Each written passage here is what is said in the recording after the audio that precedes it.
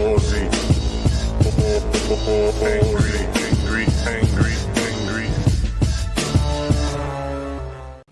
Oh, here I am. Oh.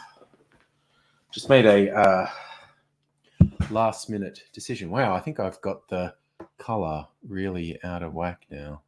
No, that'll do. Made a last minute decision to get my freezer martini. Yeah, okay, I think that color's really out of whack. Okay, I know.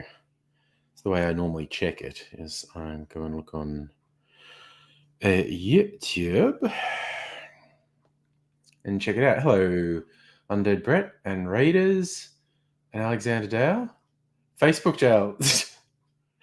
Facebook jail is when you be a naughty person and do a thing that Facebook doesn't want you to do. Yep, I thought that was... I look very weird and too red. Okay, I need to adjust some things. Yes, so like one of those cockheads who think, yeah, man, the rallies are about freedom. It's like you're a bunch of cunt. And I didn't even swear at him. I just did call him worthless filth. And Facebook says that's bullying. So it's like, well, okay, go fuck yourselves. Right, so I want to change some settings. Well, actually, probably just drop the saturation. That's probably all I need to do. Maybe drop the white balance a teeny bit too. Out loud in my lounge room, I call Avi a Nazi cunt, Raiders, but just generally, some cockhead going on about, freedom, and I was like, get fucked. But like I said, I didn't actually swear. Hello, Raiders, Justin, and Lich Queen Becky.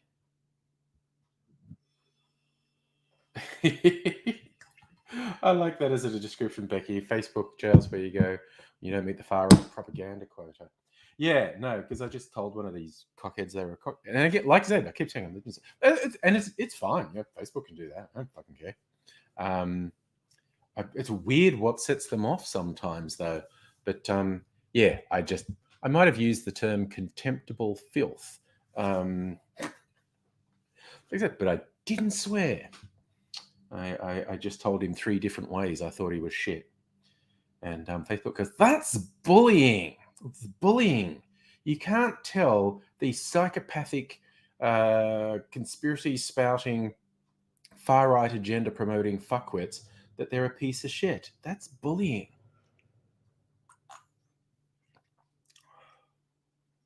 Oh man, that's good. Sorry, liking my own freezer martini, which is now something like 6 sorts of gin and 3 different vermouths and bitters, of course. Oh no, it's good. Might make a sweet cocktail after that, though. Maybe even just a good old whiskey sour. I don't know. We'll see. We'll see where we go. So I'm off Facebook for 3 days. Oh, I didn't see that, Justin, but that's hilarious. You read that the audit of votes in Arizona found Joe Biden won by a bigger margin. It's just like they're so fucked. The Undead Brett, what's Facebook willing to go after despite being a free marketplace ideas? I don't know that Facebook ever described themselves as that. Maybe they did. I don't pay a lot of attention to their propaganda. I mean, Facebook can do whatever they want as a private company. Yeah, I mean, within bounds, so long as they're not actually breaking laws.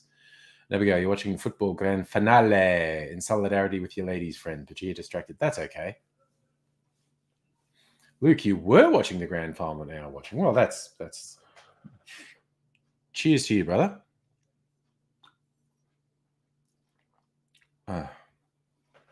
Oh, man.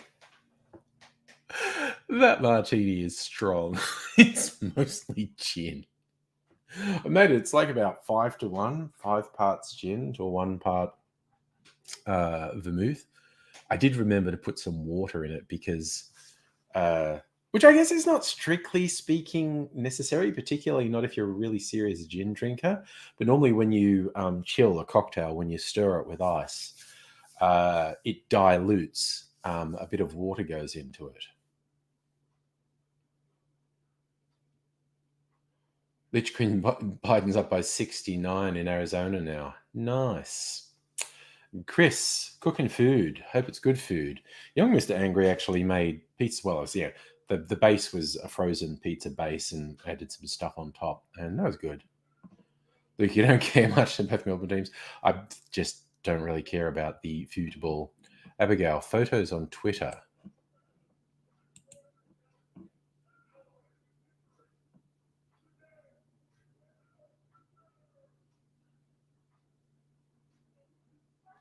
Ooh, huge crowds at Bondi Beach. Absolutely frustrating as police issue 0 fines. People are fuckheads and humanity is doomed. Just putting it out there. People are fucked. Humanity's doomed.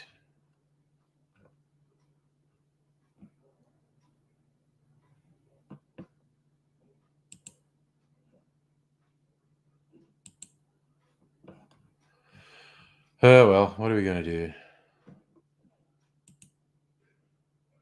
So, Abigail, I'm not sure what you meant by photos on Twitter, by the by. Oh, nice. Chris, mac and cheese. I like mac and cheese. How do I feel about baseball? Brett, I don't watch sports. And I've had extremely limited exposure to baseball.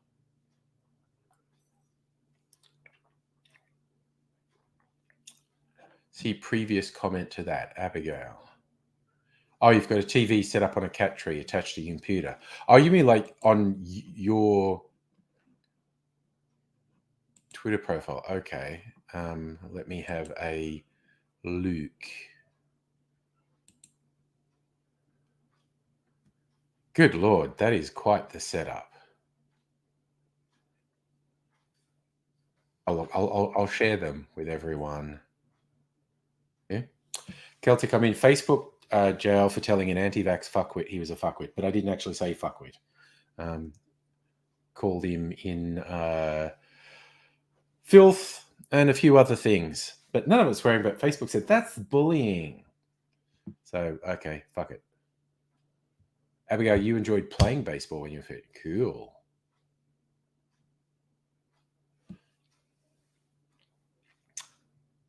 So Abigail, if you're okay with it, I'll share the pictures on the stream. Let people see your rather elaborate setup. Oh dear.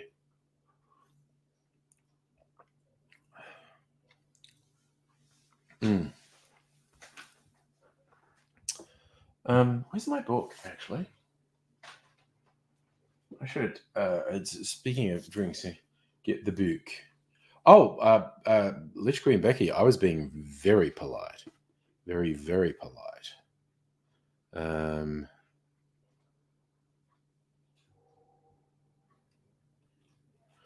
This is a very fierce rum old-fashioned called Death from Above. 3 different sorts of rum, sherry, cane sugar syrup, bitters.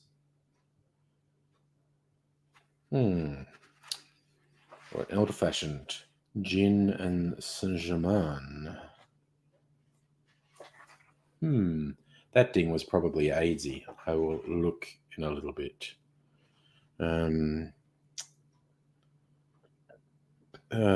Bourbon. Yeah, maybe I'll make an old-fashioned. I might make an old-fashioned with apple. Share away. Okay, so yes, Brett, Death from Above was 3 different rums and bitters and sugar. Going to try and participate. Okay, so we might see AZ. I'll send him the link.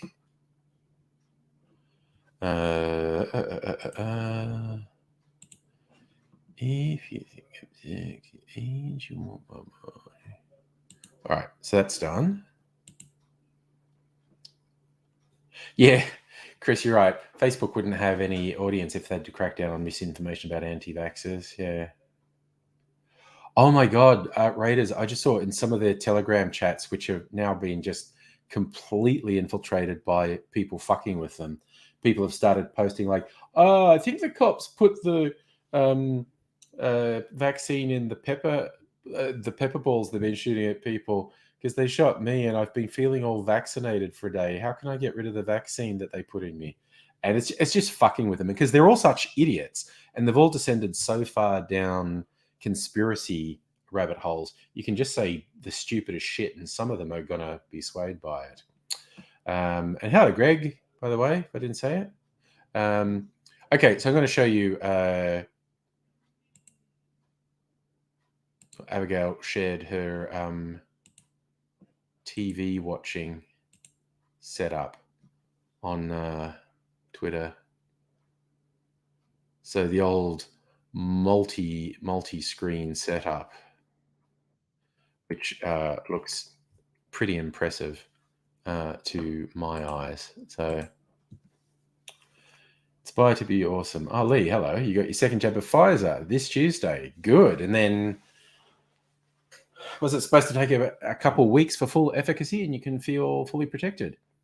Becky, you got a argument with a coworker, tried to tell her she doesn't breastfeed because she thinks vaccine might have done something to her milk. Oh, Jesus Christ. People are fucking insane.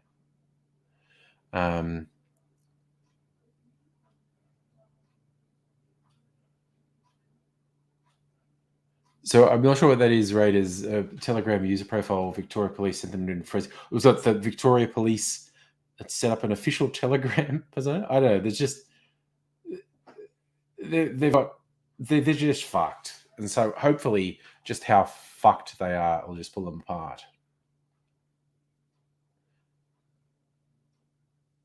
Yeah, yeah, Mega Leech. I think the vaccine pepper balls are an excellent idea. It's like that joke meme someone put around of Bill Gates being captioned saying, in retrospect, putting the microchips in the horse paste was a stroke of genius. Oh, that's an excellent one, Chris. The vaccine's being sprayed into the air, so you've got to wear a mask to not catch the vaccine. That is an excellent, excellent strategy. Oh, sorry, that's what's the name. Someone was trolling them on Telegram pretending to be Vic Pol. That would have been funny. It would have been very funny. Celtic, I've avoided Telegram. I just kind of see secondhand what some people do.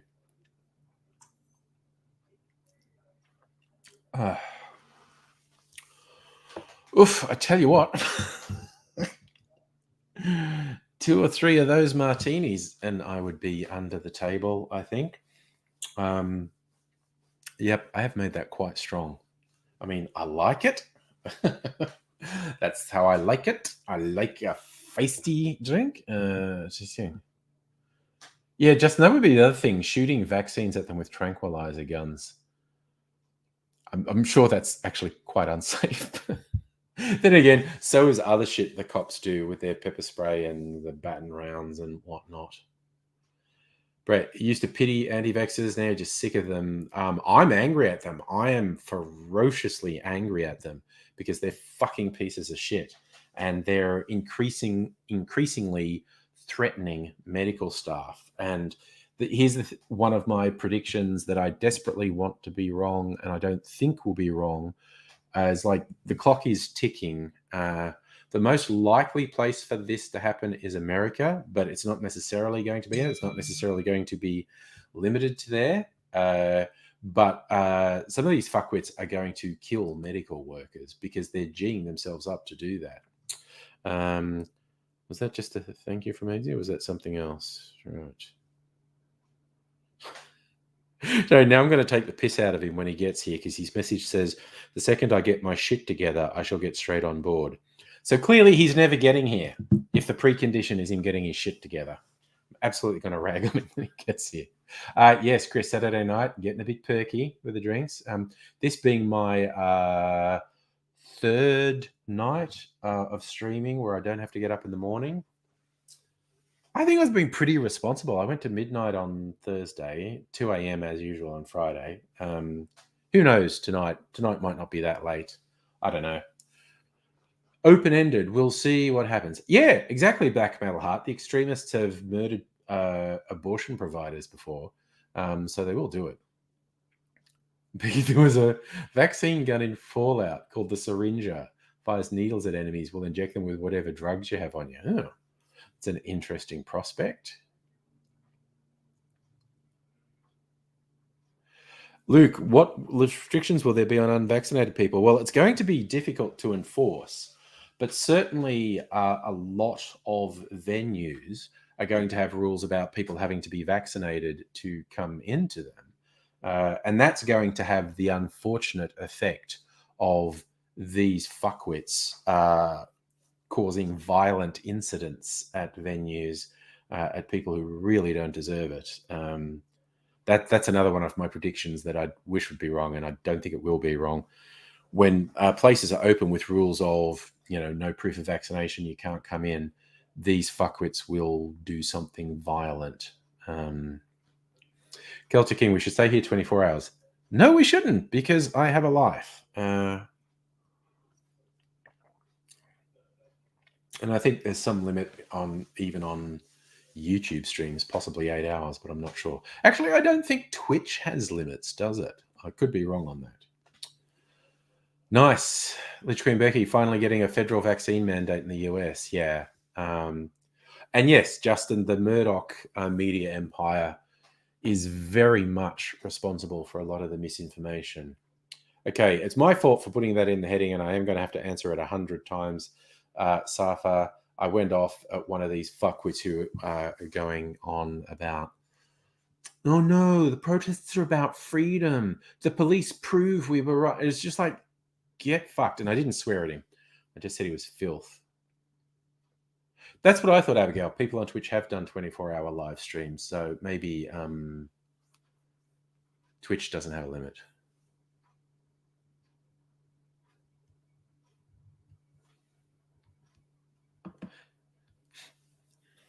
That's a good call, Megaleech. I'll do a ticker.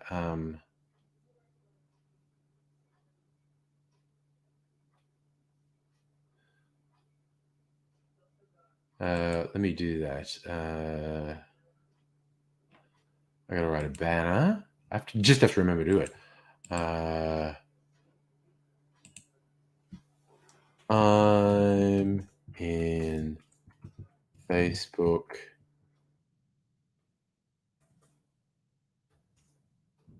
jail for telling an anti-vaxxer they were worthless garbage. And I'll make that a ticker, and we'll add that. There's that ticker. Oh, wow. Brett, you've seen a 48-hour Twitch stream. That's a lot of stamina from someone. There you go. Abigail and Megaleech both having the same great idea. And there it goes. So they went back to the start of the stream to see we're in Facebook jail instead of asking for the millionth time. Well, that's very polite of you, Stella. There's another message from Aidsy. What's he saying here?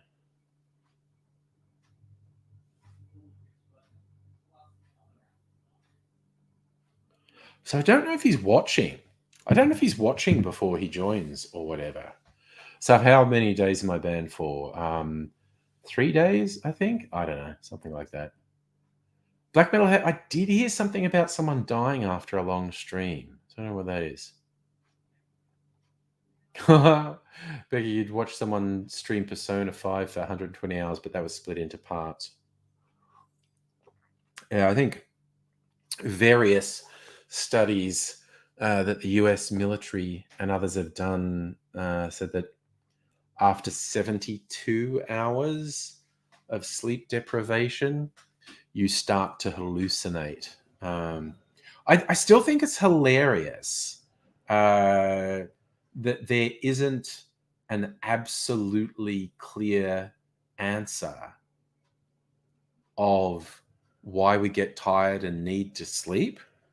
Like it's some biological mechanism. It's like the body needs time to recover and repair. But to the best of my knowledge, there's no simple, clear explanation of, well, before you sleep, this is your body, and after you sleep, this is your body. I could be wrong, but there's my understanding is there's no simple answer to why we sleep, why we need to sleep. And yes, Brett, I get the short answer is a lot of reasons, but again, to the best of my knowledge, nobody can point and say the specific thing is you have to sleep for this. We get the vague general things. Oh, it's about, repair of the body and whatnot.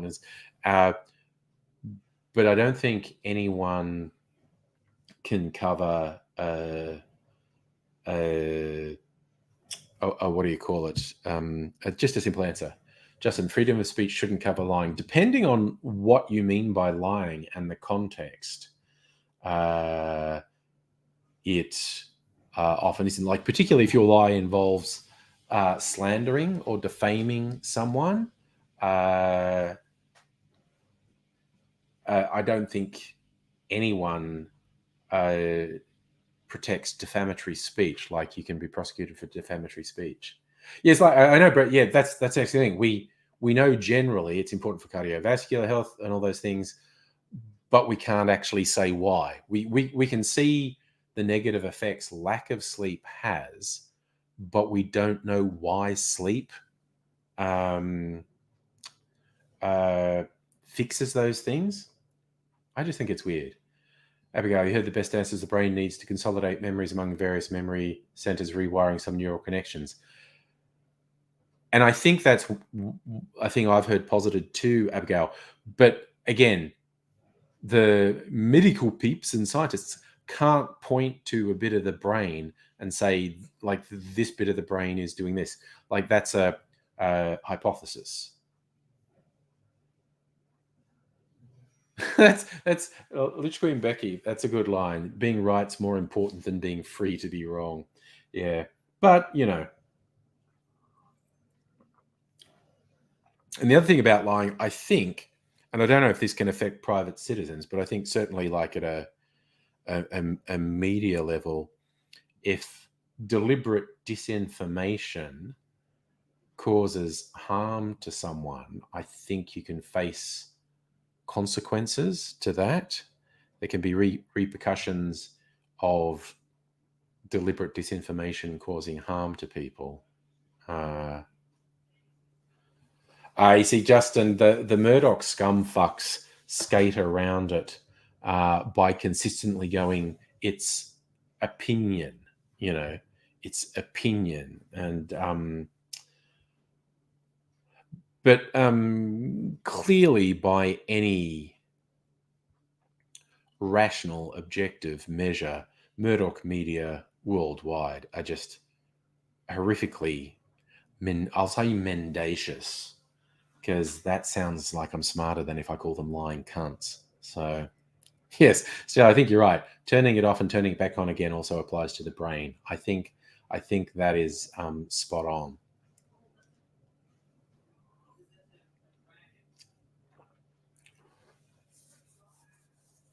Safa, am I also banned from Facebook Messenger? No idea.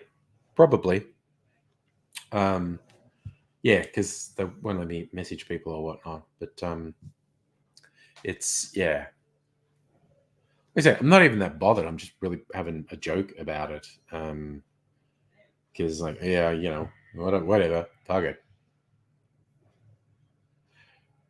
Brett, when will we be able to upload our consciousness into computers? The fact that we, at this point, cannot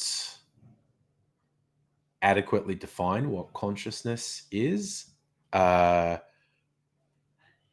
means we are a very long way. I mean, I know way smarter. There are people who are way smarter than me who are convinced that the nerd rapture is going to happen, the singularity, but it relies on magical thinking, and they, being fucking nerds, focus on computing power and processing power of computers, and I feel like they pretty much all the time conveniently gloss over nobody understands consciousness in its entirety. So it doesn't matter how powerful the computer is if you don't know how to define and construct consciousness. So it's not the computing power that's going to hold us back. It's the fact that we don't actually understand what consciousness is. Yeah, but well, we still need to sleep if we've been uploaded.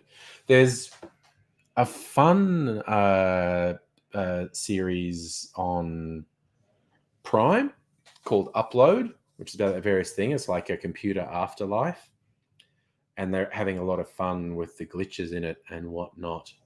And they said in that you do have to sleep in the upload because the program doesn't need you to sleep, but they worked out people just went crazy without sleep, even though there was because they were just code, there was no need for it. The human consciousness needed to shut off periodically. So it's interesting. Oh, you've seen it, Brett? Yeah, I think it's pretty good. Becky, we could put our brains in robots, but we'd have to figure out how to make our immune system compatible with new bodies. Well, see, and that's the thing. And we don't know how to support a brain. Stella, yes, quantum mechanics and consciousness are very trippy things to think about. So from Abigail, consciousness is an emergent property of evolving and increasingly complex and intelligent neural network. Nobody knows where it comes from, just sort of happened eventually. Yes, not only does no one know where it comes from, I'm willing to be corrected on this, but I don't believe anyone can adequately explain it either. They can't point to this, and this is what makes up your consciousness, makes you a person. It's kind of just, you just are, okay? Very loosely, it's about the way the chemicals process signals in your brain. And Abigail, yes, that's my understanding as well, that there's virtually no living creature on Earth that doesn't require a sleep cycle. I'm not sure about insects and such like. Safa, no, consciousness is not the electricity in your brain. The electrical activity in your brain is probably part of what makes your consciousness exist, but it's only part of it. Becky, do I believe in the brain in a vat theory? For those who have not heard that, it's the idea that for all we know, we're just a brain in a jar somewhere being fed sensory input. And why that's a seductive hypothetical and is actually very difficult to refute, because all we experience from the world is impulses that go to our brain, and our brain interprets them. And that's sight, hearing, smell, touch, all these things. You can argue, and because this happens to people who lose feeling in extremities for a whole number of reasons, when they touch something, they can't feel it. And the brain is not registering that you've touched something. Now, if you have sight, you can see that you've touched something. And so arguably maybe your brain still realizes you touched something.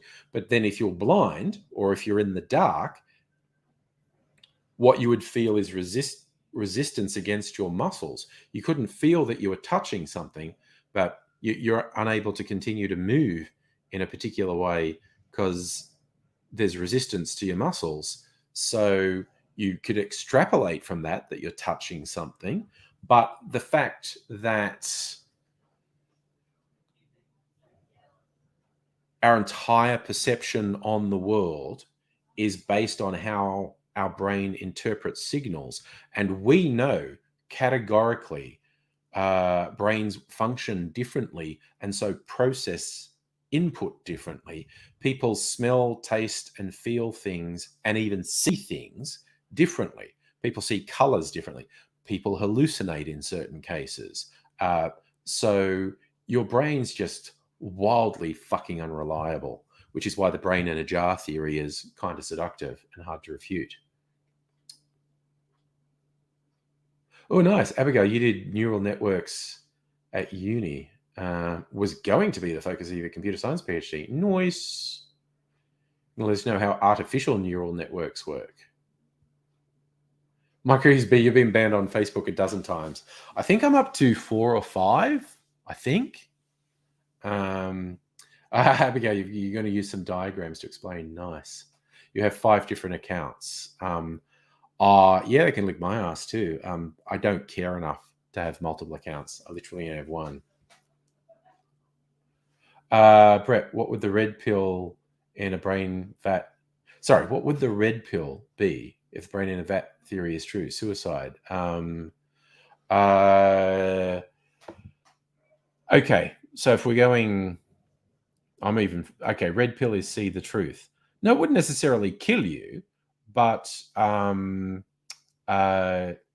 if you're a brain in a jar and there was but again, even if you were a brain in a jar and there were, say, some external sensors that were feeding visual information into your brain and going, that's me, that brain in a jar, that sensory input could be faked as well. But theoretically, the red pill, if you're a brain in a jar, is you actually see that according to your interpretation, you are unequivocally a brain in a jar. Might be very difficult to deal with, but I don't think it would kill you.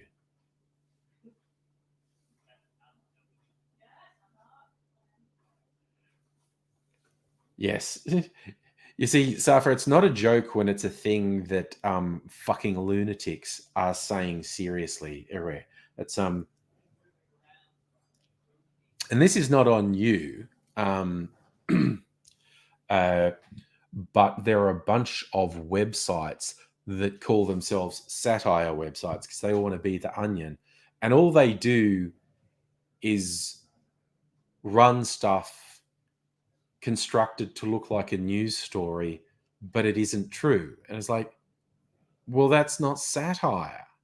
You're just saying a thing that's not true, you fucking idiots. And I hate it.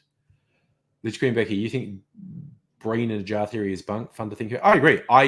If you ask me, do I believe the brain in the jar theory? No. And I think obsessing about the brain in the jar theory would be a bit silly.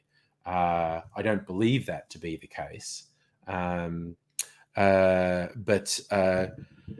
think it is quite difficult to construct a flawless refutation of it because there could always be something that we don't know. And yes, that's true, Abigail. Connection to the rest of the body is important in brain health, unless you could synthesize everything else the rest of the body does for a brain, like blood flow, nutrients, etc.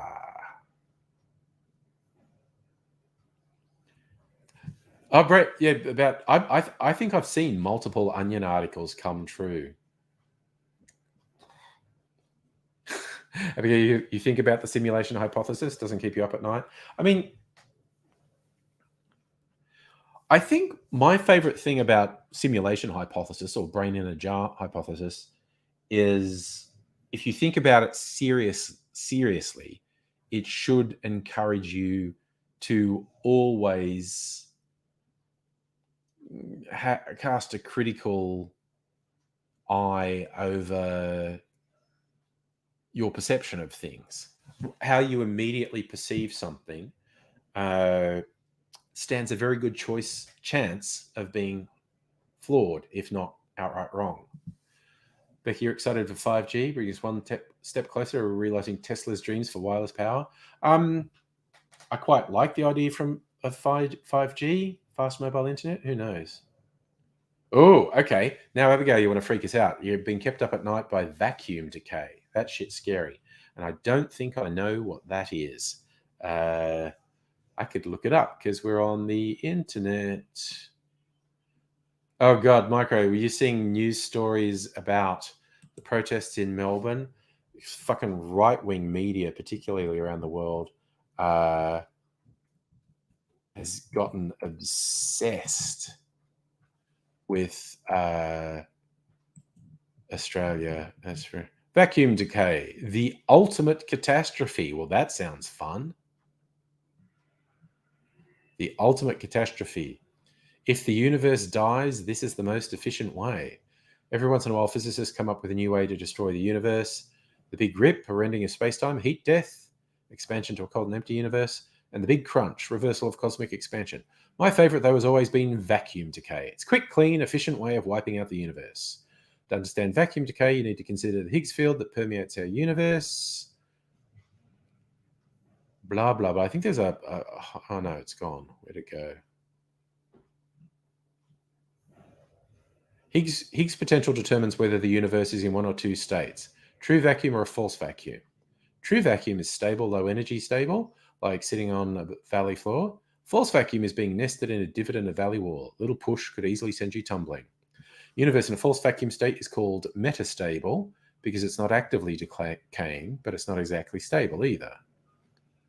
That seems like a misuse of the prefix meta to me, but anyway. There are two problems with living in a metastable universe. One is if you create a high enough energy event, you can, in theory, push a tiny region of the universe from the false vacuum into true vacuum, creating a bubble of true vacuum that will expand in all directions at the speed of light. Such a bubble would be lethal. The other problem is that quantum mechanics say a particle can tunnel through a barrier between one region and another. This also applies to the vacuum state. So a universe that's sitting quite happily in a false vacuum could, via random quantum fluctuations, suddenly find itself part of the true vacuum, causing disaster. The possibility of vacuum decay has come up a lot lately because measurements of the mass of the Higgs boson seem to indicate that vacuum is metastable. But there are good reasons to think some new physics will intervene and save the day.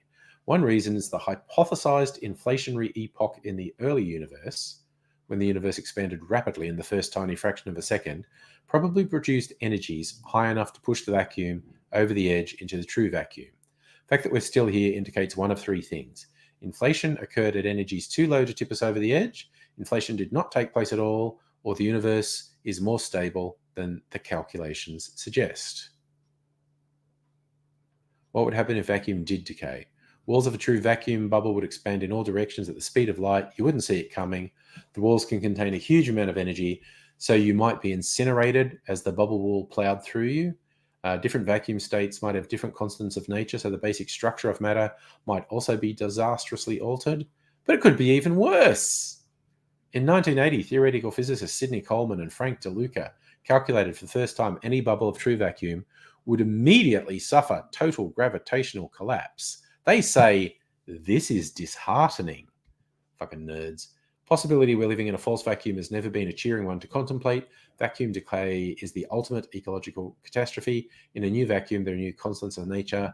After vacuum decay, not only is life as we know it impossible, so is chemistry as we know it.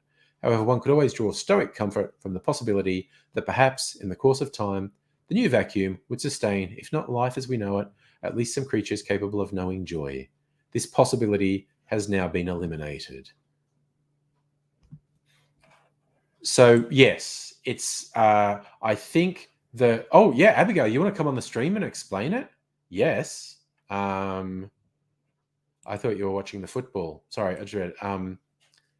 The short version is it is a thing that could immediately annihilate us without warning, and we would have no idea it was coming because it travels at the speed of light. Yes, Smokers be science with a pissed Aussie.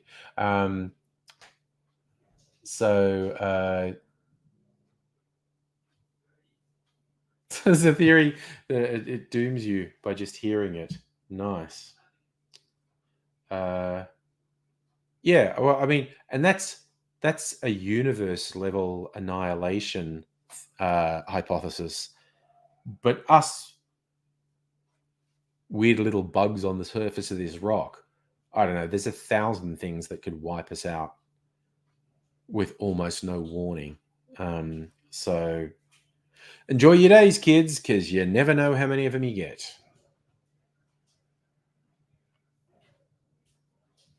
All right, COVID-free Abigail. So you got the test results. That's nice. Got my test results. Not got the plague. Good. And Excellent. yes, I'm still watching the football. It's at halftime, and it's, Okay. the TV is like up there. So if you see me Nice. looking up, You're looking it's at the because I'm TV. watching this TV I've got set up there.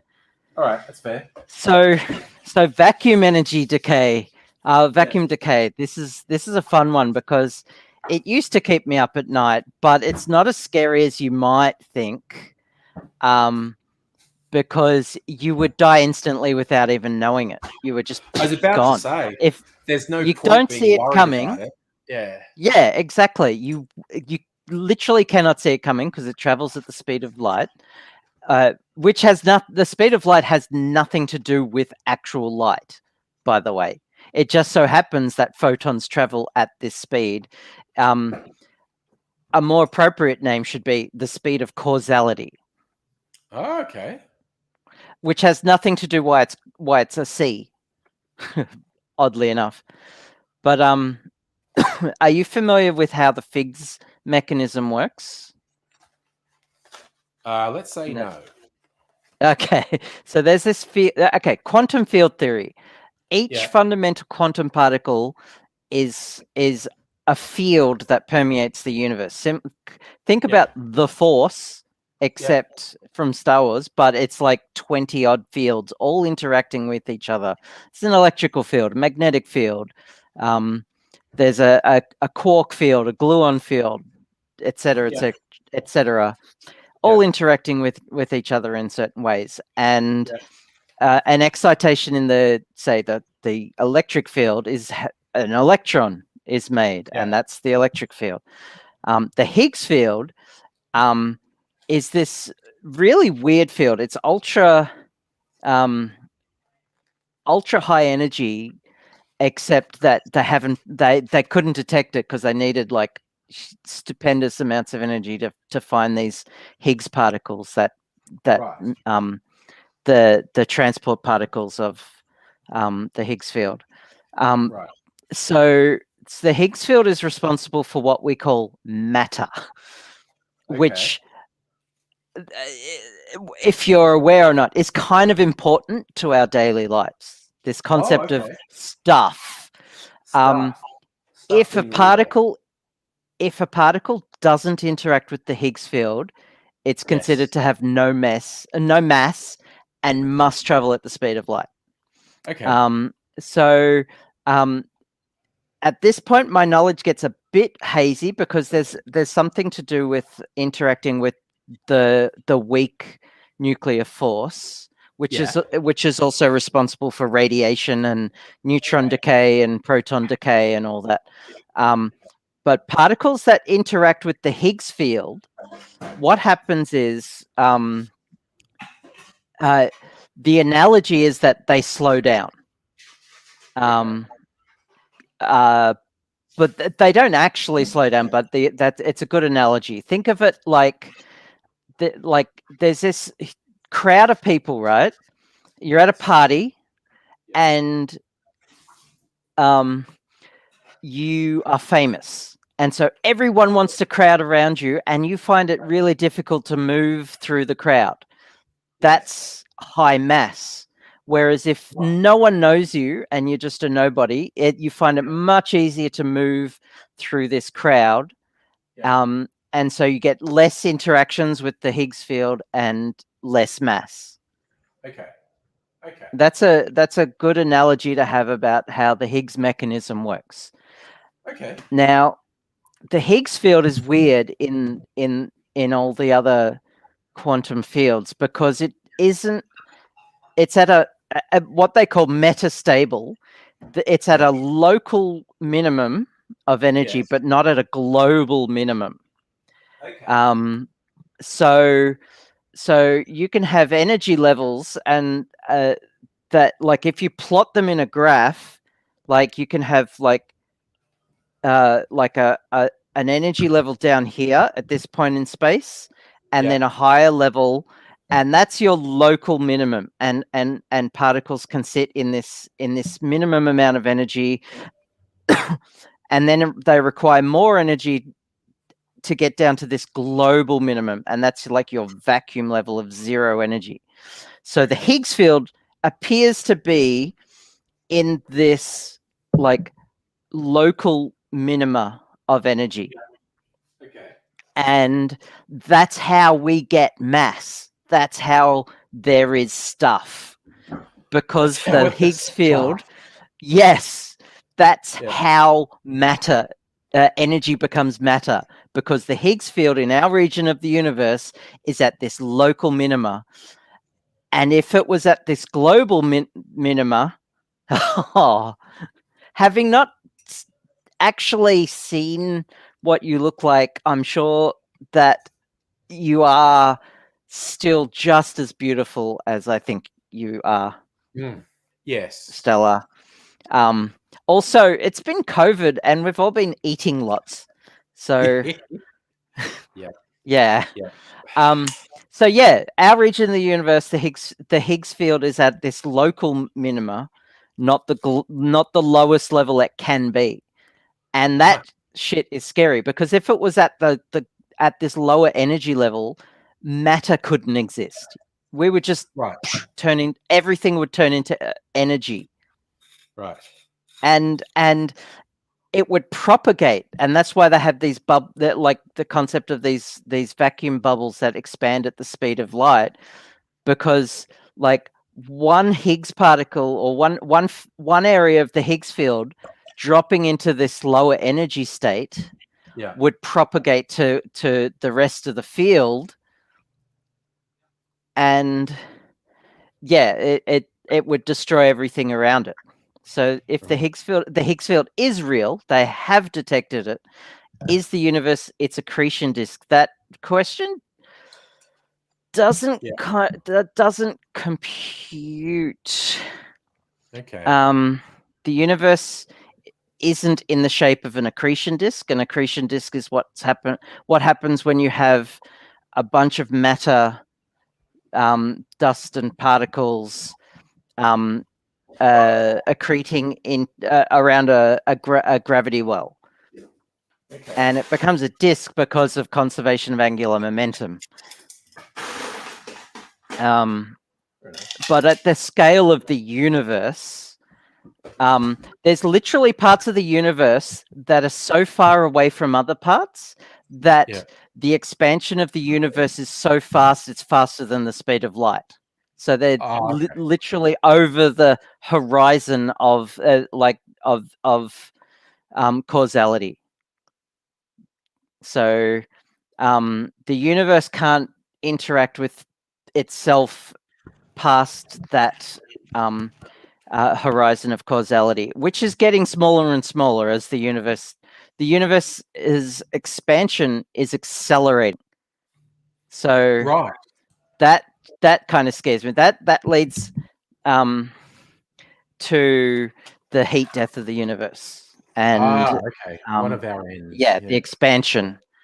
So what you're saying, we need to nuke the Higgs field. Yes. Let's get the Americans onto that. Yeah. So that's why that kind of scares me a bit, because I could just be just sitting here, and you wouldn't even see it coming.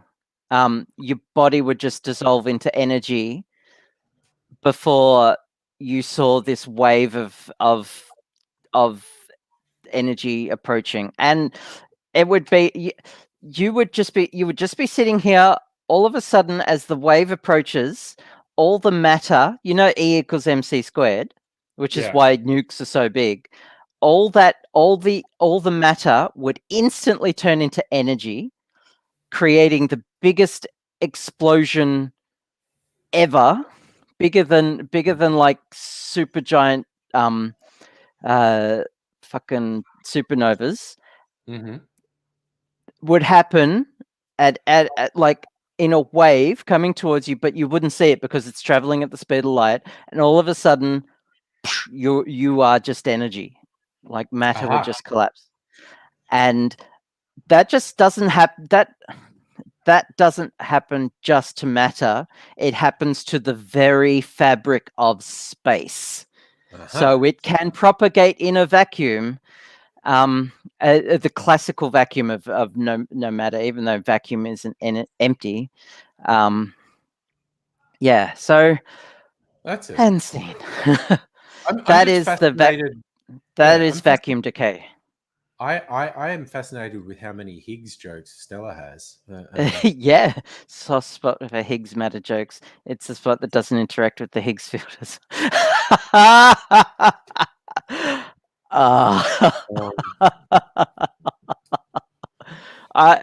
Stella, will you marry me? Just for the puns. Yeah. Science puns. Yeah, that's my Absolutely. Yeah. Yeah. So, Celtic King is going. All right. See you later, man. I learn a lot from YouTube, basically. Oh, yeah. Yeah. PBS. Yay! I'm engaged to Stella. Woohoo! Internet engagement is official. Yeah. Yeah. Oof, I'm flustered now. Yeah. PBS Space Time is a good YouTube channel to watch for this kind of stuff. Yeah. Their description of black holes made me less afraid of black holes. Oh, well, that's nice. Yeah. Black hole's just a friend we haven't met. Just like yes, they're freaky weird, and inside a black hole, time and space swap roles. So which means that you can travel freely, like out here in the universe, you can travel freely in space, but not in time. Time is one direction. Inside a black hole, you can travel freely in time, but space goes in one direction, and that's towards the singularity. Which is why light can't escape, because every direction is literally towards the singularity. Oh, now Lich Queen Becky has brought up a white hole. Are you familiar with the concept? Yes, a white hole is a mathematical object opposite to a black hole. It came about from using Penrose diagrams, and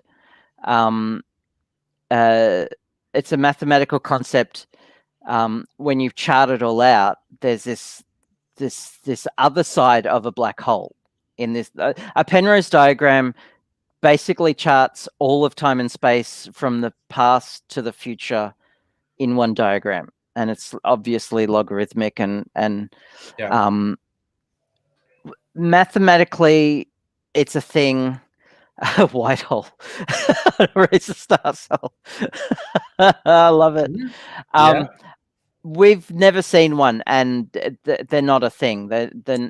And they would instantly disappear anyway, because the concept of a white hole being opposite to a black hole, every direction would literally be away from the point that is the white hole, and they would just evaporate instantly. So white hole was someone from Massachusetts. Hi, Kirsten. Mofo Sign, I think you missed the previous talk about things that travel at the speed of light that could wipe us out. So you can time travel inside a black hole theoretically, but you can't leave the black hole. So you can't go back and kill Hitler. So yeah, you can't escape the black hole. You can view events, but the events that happen inside a black hole are literally separated from the rest of the universe. It's like its own pocket universe. It's crazy weird. Now this instant doom concept. Disclaimer: it will doom you just by hearing it. Literally, like, do you want to hear it? Do people in chat want to like go no, or shall we wait for the after party for me to say it? Yeah, because suffice to say, it's a fun thought experiment, but if it's true, you are doomed. Well, yeah, we're probably doomed there. I mean, yeah, solar flares wouldn't so much kill us all as destroy all our infrastructure so we die slowly. And there's always that old favorite of a giant asteroid hitting us and being an extinction level event. And even without extraterrestrial things, which could happen at any moment and kill us, a particular disease that we have no resistance to could appear tomorrow. So just to cheer you up, kids, tomorrow an infection could start spreading that would all but wipe humanity out. Yeah. And there's nothing an asteroid hitting would be practically fun compared to some of the scenarios that keep me up at night. Oh yeah, because that would be quicker. Yeah. So Stella wants me to say it. And what do you think, Angry? I don't know. She's your wife, so I think you have to. Okay. So imagine for a second that sometime in the future someone invents an AI, right? A supercomputer AI, and it is super intelligent, and what it does is anyone who didn't help it come into creation, it will travel back in time and kill you. Anyone who did help it come into creation, it will spare. Okay. So now that you've heard this, will you help it come into being? Because the future is like infinite possibilities could happen. This could happen. It might not happen. If it does, you're fucked. If you don't help it right now. But I mean, we are all helping an AI come into existence just by using the internet. It's, a massive machine learning thing that's happening day by day.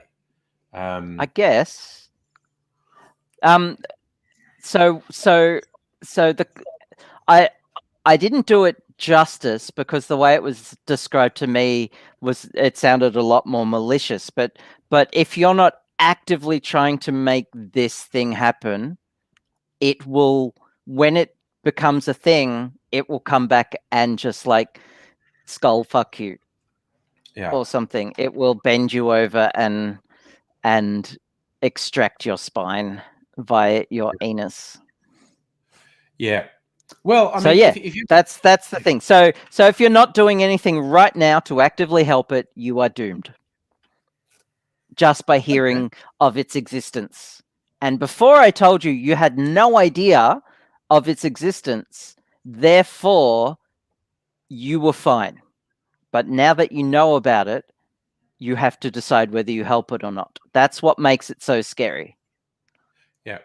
Well, if you ever want to get depressed and possibly scared, because, a robot uprising type thing. I think one of the reasons zombie apocalypse stuff is popular is because it's scary, and the good ones are just a metaphor about the human condition.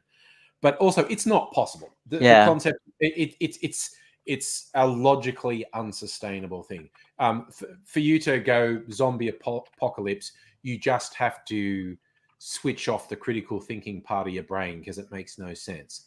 But a robot uprising or an AI uprising, we are all but dooming ourselves to that, quite honestly. And there's a book that's written about 10 years ago called Robopocalypse, which was written by a roboticist, the guy who did his PhD at Carnegie Mellon in robotics. And so he just basically, it's fantastical, but he tried to hard science it with the basis. Okay.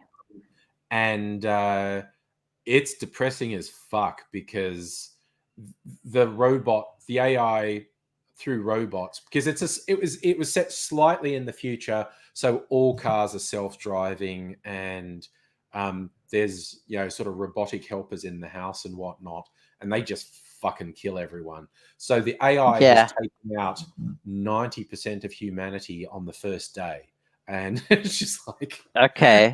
And then there's this last desperate action.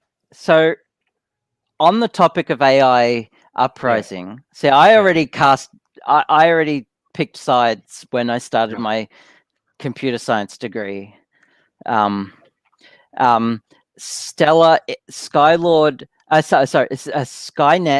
is already a thing. There is a network of telescopes that watch for asteroids that could potentially hit Earth, and they call that Skynet, which I find kind of amusing. If Lich Queen Becky, if the AI is a sexy lady, yes, that would be less horrifying, I guess. We want the AI to treat us like house pets, basically. Yeah. So our best case scenario. Isaac Asimov, as part of the Robot series of novels, had a very interesting stuff for the James Webb Telescope has nothing to do with Skynet. I don't even think it's been launched yet. That's just a telescope. So Isaac Asimov's AI uprising was different because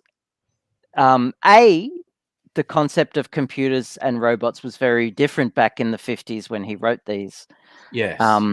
But the robots had everyone's heard the 3 laws of robotics, but the robots had there's one special robot was built that conceptually thought of a 0th law, which was, so the first law was don't kill a human, or through an action allow a human to be killed or hurt.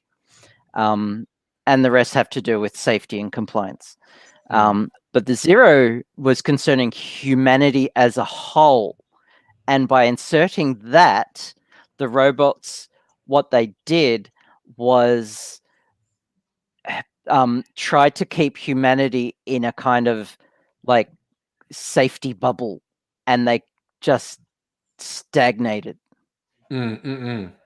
And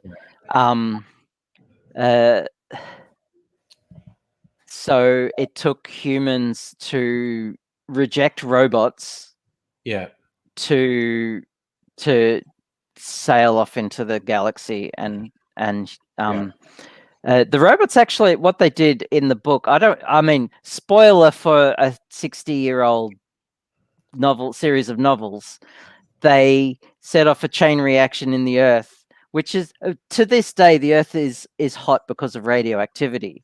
They set off a chain reaction of that radioactivity to irradiate the Earth completely. So humans had to leave the Earth. They found that humans were stagnating on the Earth, so they said, "Nah, you're leaving," and they colonized the galaxy and thrived. That makes me as a contemporary writer who I quite like, because he is very into the philosophy of technology and whatnot. Cory Doctorow, Canadian American. He did a short story where hi Nettie. He took the piss out of Asimov's 3 laws, and it was basically like, that's sort of stupid and unsustainable. But he did more fun thing. But he also does a lot of stuff about the nihilism of capitalists and Yeah. whether Fair or not we enough. can actually defend ourselves against them. Becky wants to know, what's the likelihood of developing a directed energy weapon? That would depend what you Oh, mean we by have that. them now. That's what I was going to Yeah, say. We have we have lasers. them now. Lasers We which have can burn lasers. holes through things and can kill people. Yeah, have we those. have microwave communication is basically directed energy, although Yeah. microwaves are really low energy. Yes. But people talk about satellites that beam energy back down to Earth. So you put like heaps of solar sails and then a beam of energy to a station on Earth. Yeah. To do that effectively, the wavelength has to be really short, so high energy, so gamma rays. That's a death ray. Yeah. And any mistake, you death ray like vast swaths of the Earth because of these satellites. That's a directed energy weapon. Yeah. Plus, there's that thing that a lot of scary people say that police should use to disperse crowds. That's basically a directed microwave cannon. And they say, like, Yes. oh, we'll just point it, and it makes it uncomfortable for people to stay there. And we have to, Yes. and they keep going on about Yes. not dangerous. And it's like, fuck off. If it can cause enough pain to make you leave, it can clearly kill people. Yep. So the microwaves are low. Microwaves are non-ionizing, so they don't have enough energy to damage DNA directly. But the thing about microwaves is that the frequency is at the same resonance or the same vibration of water molecules, and that's why we have microwave ovens to heat stuff up. There are other molecules that have the same size and same vibrational characteristics as water, which is why you can heat things up that aren't full of water in the microwave. But it works best on stuff with water, and that's why it hurts us, because our water is It's getting boiled, shook up. Oh, more specific. What is the likelihood of developing a directed energy weapon capable of orbital defense, like a particle accelerator cannon or something?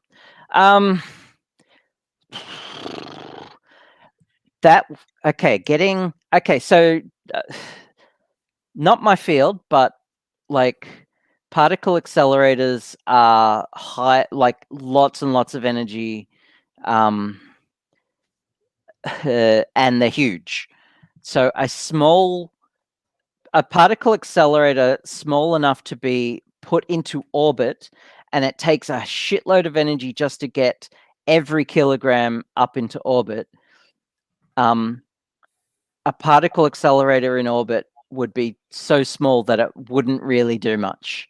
And plus, the atmosphere filters out a lot of particles, cosmic rays, gamma rays, alpha particles, and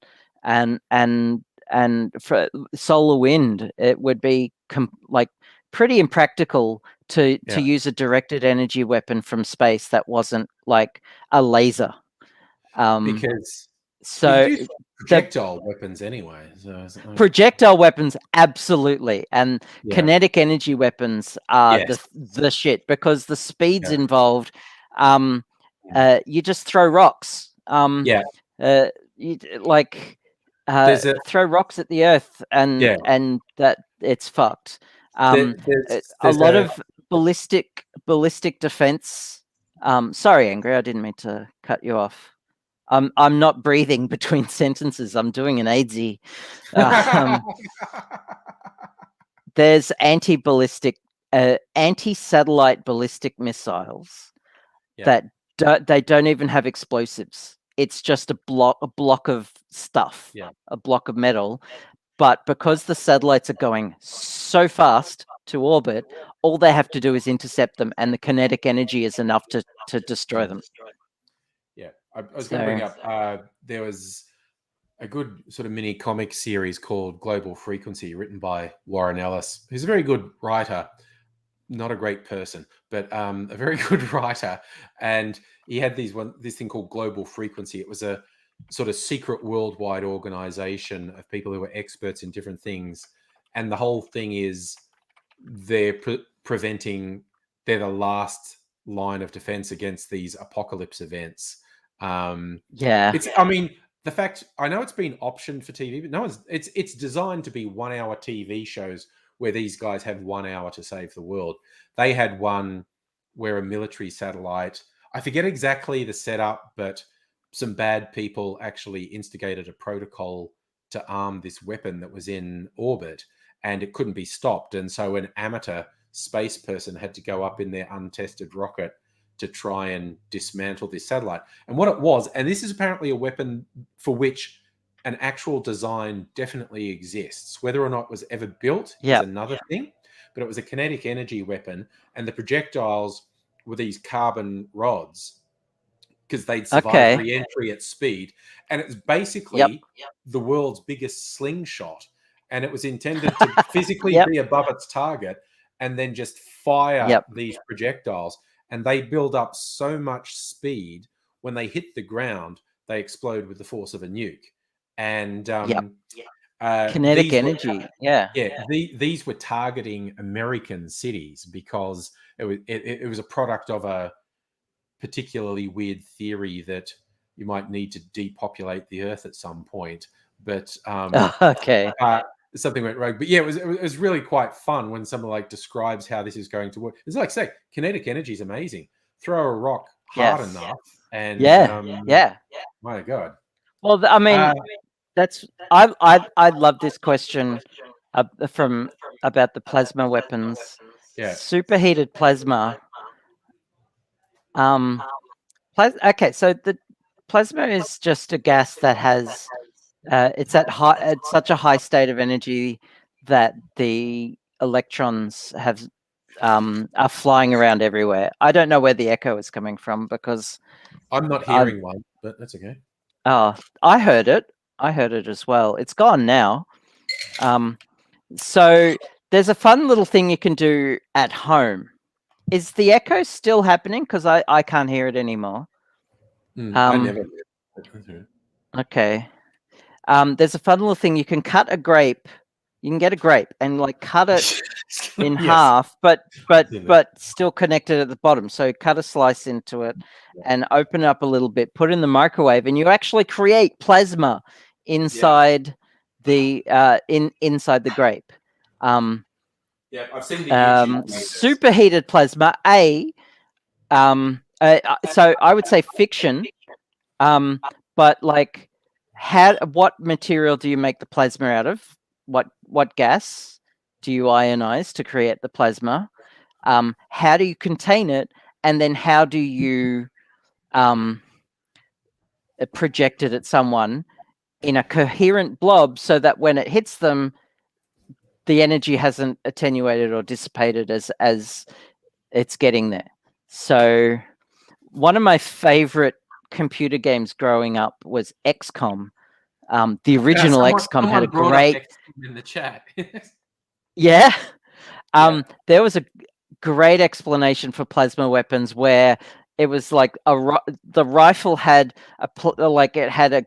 it took the gas of the atmosphere, superheated it to a plasma, and then had like a polymer film that was designed to hold the plasma for a second or two, and then because the plasma is ionized, it's susceptible to a magnetic field, and then it's shot out using an accelerator like a rail gun. And then when it hits you, the polymer has broken down enough that it bursts on impact. And it has a certain amount of range when that polymer, because it only lasts like a second or two, it has a range, so an effective range. Okay. Great way of describing a plasma weapon. Sorry, Concept for a satellite capable of firing tungsten rods from orbit at a high velocity before they abandon the idea due to cost concerns. Yeah, because launching anything into space is super expensive. Yes.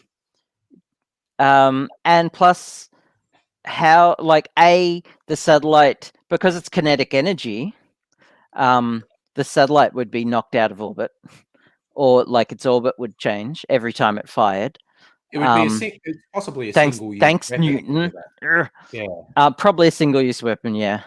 Yeah. But then, like, all that space junk, yeah, and just like anything in orbit costs a lot of money. Anything. When Chris Hadfield took his guitar up to the space station, it made it the most expensive guitar on Earth. So it's why they have a 3D printer up there, so that they don't have to ship specialty tools. They just have to transmit the G code, and they just print out what tool they need. It's great, and you can find the G code and print them yourself if you want. Oh, nice. I like the sound of that. I'm just making myself a little whiskey sour.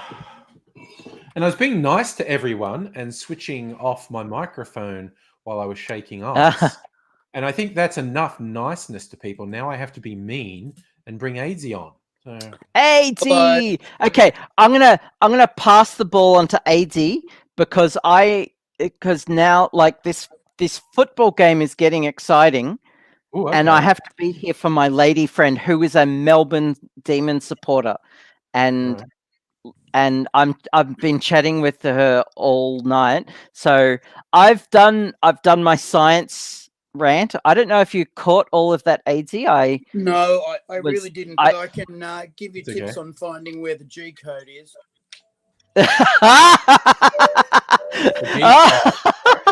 Oh, yeah. That's a programming joke, and I'm a programmer. So what do you know about vacuum decay? I only know a little bit about vacuum decay, and it's only in pieces. The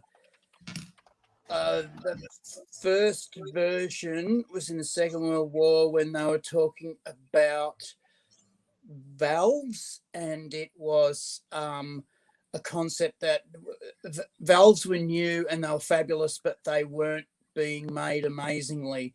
And so as the vacuum decayed in the valve... I'm going to cut across you. I'm going to cut across you. It's a cosmic death event. You are talking about something that I understand would be talking about the decay of vacuum in valves, which is valid. The one we were talking about was an unpredictable cosmic events that would end all life instantly. So, but that was where I was going next. Yeah. So I'm going to switch off my camera, and I got to focus on this game for the sake of my lady friend. Coming back? Do you love us? I will come back after the game. This is literally the first football game I've ever watched in its entirety, ever. Yeah. So yeah, it's weird, and get into it. I'll be back. Okay. I'm glad you're here, AZ. I'll be back. All right, so you can kick me off or not, but I'm gonna just zone out for a bit. You can stay there. The Ripley aspect of COVID free. Have a go. I'm just saying, Jameis on Twitch says, "Do you keep this guy?" And this is you that's being referred to. Do you keep this guy around just to make fun of him? Yes. That is pretty literally much why he's here. Pretty much. That's why I'm kept around. I'm also kept around because, you know how you keep a GIMP in the cellar? I am that GIMP in the cellar. I can do many tricks that a GIMP can do, and I can also infect people with many GIMP type diseases. You know, I am as you can see, like I am below our Lord and leader, as a GIMP should be. There is some terms and conditions in YouTube that say I'm not allowed to be tied up and ball gagged with leather.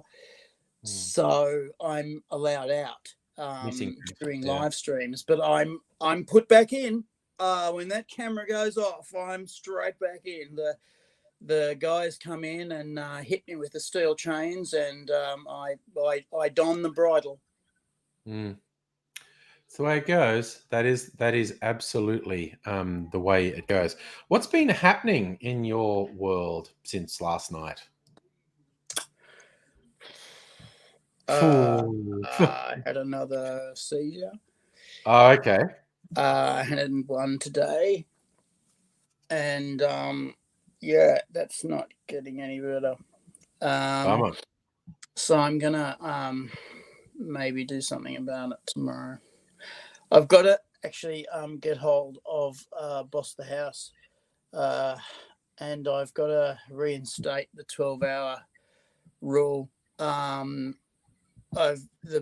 person across the hall from me has agreed to do one of them, and I'm going to have to get Boss the House to do the other one. I used to have the 12-hour rule. When I'm in here, I never lock my door. The door's only locked for two reasons. One of them being if I'm out, and the other one being if someone's in. But if I'm here on my own, the door's never locked, because I might need someone to come in and help me in a situation that I am not able to help myself in. And we used to have a guy living across the hall who used to be a very good friend of mine, but he's had some difficulties, and we don't talk so much anymore. He used to check on me at least every 12 hours. Then when Boss of the House moved in, that was easy because he was here all the time. And we didn't need it then. Then he moved out, and it still wasn't a problem, but just recently thinking about reinstating it. So might I don't know what times would be best. Probably, I don't know, probably 9 and 9 or 11 and 11. No, that'd be bad actually. No, I can't. I don't know yet. I don't know yet. All right. That's all fair. That's all. Why fair. are you're in Facebook jail? For 3 days for just someone on, an anti-Liberal Party website, like posting a picture of riot cops in Melbourne, goes, "Oh, try and tell me this is still about health." And I just said in no uncertain terms, well, although I didn't swear, I did. I didn't swear. I just said they were contemptible filth, and I utterly despised them, and they were a liar and a grifter. And they said they had a picture of Brian Cox. What? Is that what you said? Oh, right. Sorry. No, riot cops. The cops who are fucking riot up the... cops. Okay, tell me this is about health. And that was the thing that happened yesterday at my place. Yeah, your place. Yeah. Right. Yeah. But anyway, it's someone... I was an eyewitness, and I can tell you what actually happened as opposed to what this individual said. So if you'd like me to, point out a few things that might have been, I can. This one is just in very general terms. They were saying like, oh, the fact that the riot cops are coming out means these restrictions aren't about health. And it's like, fuck off, you Nazi cocksucker. Except I didn't actually swear, and I didn't actually call them a Nazi. I just said, I think I used the phrase contemptible filth, and might have mentioned spite. And I got this in Facebook. That's against our rules on bullying. And I went, oh, cool. And then said something about, when they said something about being, oh, you've got to expect this when a dog gets cornered. And I went, well, cool that you self-identify as a dog, as far as I'm concerned. And Facebook said, that's bullying. And that's fine. They can do that. They can do whatever they want, really. Hang on. So hang on. You were bullying, but yeah, I was bullying, but they weren't. Oh no! All they did was do some dumb anti-vaxxer bullshit. But okay, in that case, why didn't they get a subcap saying this is not? You know how there's been a lot of captions on, especially YouTube stuff, saying none of this stuff is proven to be true. In a lot of various different social medias, there's been captions going, this is not a true statement. This is. Oh, it was. They just like I said, they just did this very ambivalent thing. They put a picture of Brian Cox when he was in the band D-Ream. No, it was Riot Cops. I'm actually just in love with you mishearing that as Brian Cox. Yeah, that's what I thought. I'm not getting this. I'm not quite on board. Yeah. The GIMP mask, really, it hurts me. Yeah. So he just posted a picture of Riot Cops and said, do you still think this is about health? It's just a ridiculous bullshit right-wing talking point.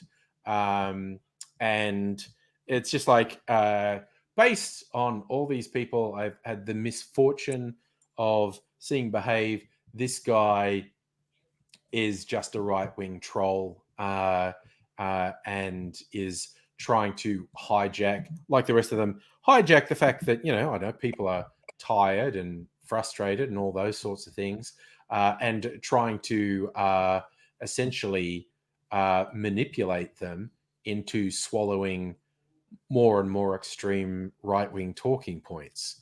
And I was just like, it's real obvious what you're doing. Fuck you. I thought I was good. I didn't swear. I just found 3 different ways to say he was a piece of shit. Without calling him a piece of shit. So piece of shit, yeah. I am kind of a little stunned. I am, and I'm not. A little stunned at hearing that people think that the Westgate Bridge thing with the tradies was a union event, and the unions have straight out come out and said no. Not us. It was in fact done by big developers who were right wing, who knew, who got their guys to turn up because the new rules have been in for a while, but they're starting to bite. No vax, no job. You can't go on the job sites. And the unions, when this was set up to be, have set up caravans to go around to pretty much all the job sites they could find, and said, we don't care if you're in the union or not. If you're a tradie, you can come in and get your jabs for free, and it'll take 5 minutes, and we'll come back in 4 or 5 weeks, and you get your second one for free. You don't have to join the union. If you're not in the union, expect to have a plastic bag full of leaflets to go, but we're not going to make you join. We're just going to give you the jab so that you don't miss out. Yeah. Okay, so, that was a thing they didn't have to do. And a lot of the bigger right-wing job sites that are non-unionised aren't and weren't giving their workers any time off to go and get jabbed, and weren't giving them any money to go and get jabbed, because you've got you don't have to pay for the vaccine, but you've got to pay for someone to put it in you. So it's free up to a point, right? Yeah. And so these guys work daytime, so they've got to go to either night doctors or night chemists. and that starts to add up. And you often feel pretty crappy. I think as I understand it, the AstraZeneca makes you feel crappy the first one, and the Pfizer makes you feel crappy the second one. That's broadly true. That's broadly I know true. with me and the Pfizer, I felt crappy for 3 days on the second one, but I have a shitty immune system, so we would expect that. Yeah, and I had AstraZeneca, and I felt shitty for 1 day afterwards. Yeah, right. So First one, yeah. So this is it's a broad thing, but so the other thing was the same bosses weren't giving the guys the day off for feeling shitty after their jab, and so you get all these guys pretending to be unionists on the Westgate Bridge, and it's essentially I mean, I hate being the conspiracist, but it's essentially payback for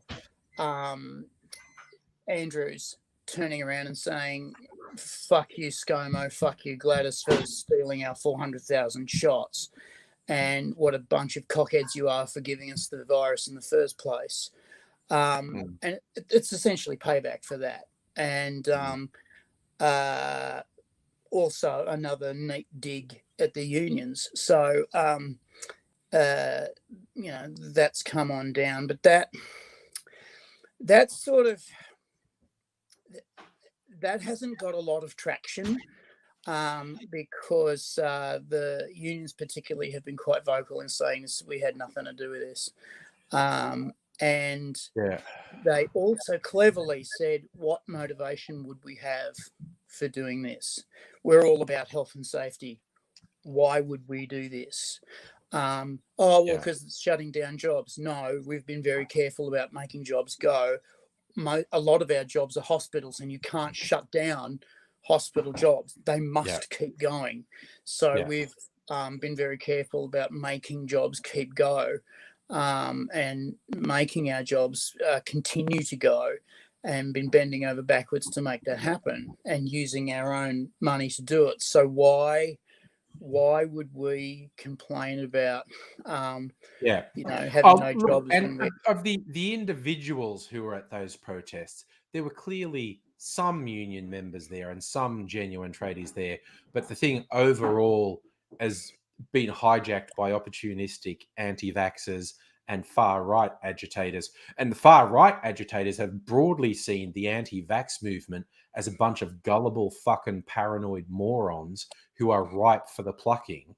And they can just seed them with more and more extreme ideology. So yeah, it's not like there were no union members there or no tradies there. But the idea that being a huge groundswell is a fucking lie. And Irish Dave rocks in the chat saying Avi Yemeni and Bunnings Karen were there too. Yeah, it's basically the usual right-wing self-absorbed troublemakers were there.